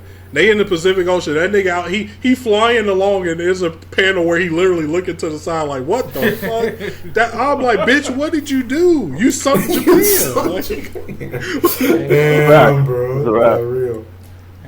I guess that's one way. I did it for all. Surely the real world physics won't be in play here. Because if it is, all of Japan is dead anyway. Woo. That was a trap. Right? And then the United States, like, bro, we have to go to war. Why did y'all shoot 5 nukes over our fucking sea? That's fair, though. A superhero told us to, bro. What? What a ridiculous situation to be in. And that bitch still I'm telling you, there's an international incident after this of all the bullshit that happened. But I'll leave it alone. It's getting political. Anything else? Do you guys want to put respect down with the Stars and Stripes Tomura for one? Alright. Let's close it out with MVPs and Goofies. I have to think about mine, so someone can jump the line. I'll go. Oh, unless you... Oh, no, I was just going to piggyback since we were just talking about it. But I was actually going to give my MVP to Stars and Stripes, to be real. At least as far as like those 2 chapters go, I thought she was going to make less noise or end up like having a goofy fight because of like how quick this fight ended up happening. But she came out swinging. Like, I gotta definitely give big ups as far as to how she cranked it. And that last chapter, as far as to like, slapping somebody with nukes, as far as like, the action itself, it's pretty effing dope. And then at the very last second, as far as to when we think she's about to get cast, but actually threw on the whole curse with her quirk, that was actually very impressive and like pretty quick thinking. So I got to give it some big ups for that. As far as Goofy, I'm gonna give it to the manga or like the publishing, like a shonen, as far as like canceling the Hunters Guild Red Hood. It's just I was ready to see more of it, and as far as to them canceling it so quick, I mean, I don't got to rehash it, but It was just sad, disappointing, but I guess again, a side note, the last few chapters were low-key hilarious in retrospect. So big ups to that, but sad to see it go.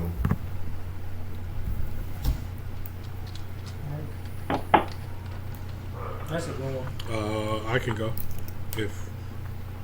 All right. So my MVP goes out to Arcane, the show on Netflix based on League of Legends. The art was amazing. I think stories and lore are already amazing in League of Legends. Like, even if you don't play the game, you should just like listen to their lore. It's pretty good, and they do a really good job of bringing it out. Like I said, the art just go fucking hard. Yeah, it's good, really good show. Like I said, I would think I would even have a better time watching it if I didn't play League of Legends. So everybody should peep it. And then Jobless Reincarnation is an isekai. Really funny.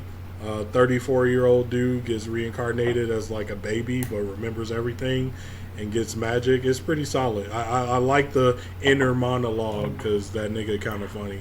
And my Goofy, oh yeah, as a baby, I was like, boy, yeah, boy. Especially as a baby, right?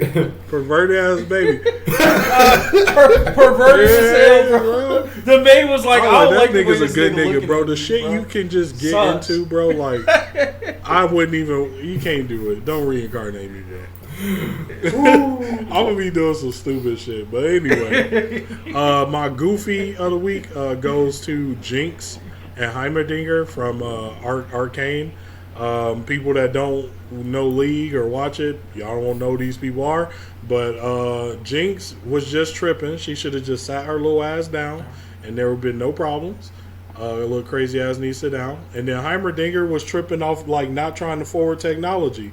Just to give people a quick recap like this, basically a nigga that lives forever be trying to tell humans to slow down on their progression. And all these niggas like, bro, like, nigga, we died. Like, you fucking tripping. Yeah, they like, nigga, he be like, yeah, just sit on it for like a decade or two. Like, no, bro. Like, what is wrong with you? And I felt them on all of that. Like, bro, I'm not going for none of that, bro. But yeah. I got mine now. So MVP for me has to go to The Harder They Fall on Netflix. Ooh, that's right. I really, really enjoyed that movie. Like, when I say it, if I end up overhyping it, niggas watching it think it's shit, oh well. But I enjoyed the fuck out of that movie. I thought it was a dope story. The actors, bro, Jonathan Majors and motherfucking Idris Elba just played their roles great. Like, when you see Dion Cole in the movie and, like, his act, I don't know what acting class he went to, but I gotta go there too. That nigga, like, was not what you would expect him to be. He had his jokes, but he was surprisingly serious in that shit. And then the other sleeper is, I don't remember the actor's name, but he's like the lawman in the movie. That guy, niggas did not pay attention to how subtly boss he was. He was making a lot of commentary that, like, in retrospect, after watching the movie like twice, like, you like, oh, this nigga was a boss, bro. Like, he was like, yeah, I brought that nigga in by myself. And then he was like just bodying people in the last scenes. Anyways, I fucking love that movie. Shout out my nigga Delroy. My nigga Delroy. I love that movie. It's going in my Hall of Fame of movies there. And I'm even more excited for how Jonathan Majors is going to play Kang in the future. Because he already did good in Loki in that one little scene. But now I'm even more excited how he's going to play him in the like actual movie. So good shit there. And then Goofy, I couldn't really find one, but I'm going to toss it out here anyway because I hate that nigga. Orochi from One Piece. He's trying to find a storyline at this point, and it's like lame as fuck. Like, I don't care. None of us care, but for some reason he wants us to, and I'm just waiting for someone to pull up wherever he's sitting and slap the shit out of him because we know he's not a real one. But anyways, that's it for me. I don't have a Goofy.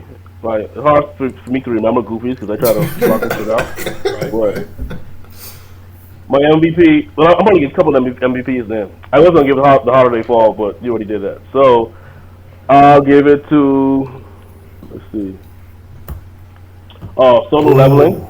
That should been great recently. You caught up with it? Yeah. And then just the books, the light novels in general. Those just be good as fuck. Like, I'm surprised. Because I've been reading all the reincarnated slime. They're light novels? I didn't know that. I thought it was a manga. Yep. No, light novels, and I think Drama's Reincarnation is also a novel. So I'm gonna right after I'm done with slime, I'm jumping into that. You found an app for that for light novels, or they just drop them like they drop chapters. I mean, I buy them on like Amazon, like. Oh, this nigga got money now. You can buy them. It's nice to see that we as niggas have leveled up, bro. From the days of trying to find free shit to like, yeah, bro, I just buy the novels now. Good shit, man. Good shit, bro. I mean, if it's convenient, I'll pay for it. But, you know, that ain't shit. Alright. Well, that's it. Make sure you follow us on all the social medias, like the video on YouTube, comment, all that good stuff. We will catch you in the next episode. See ya. Bye-bye.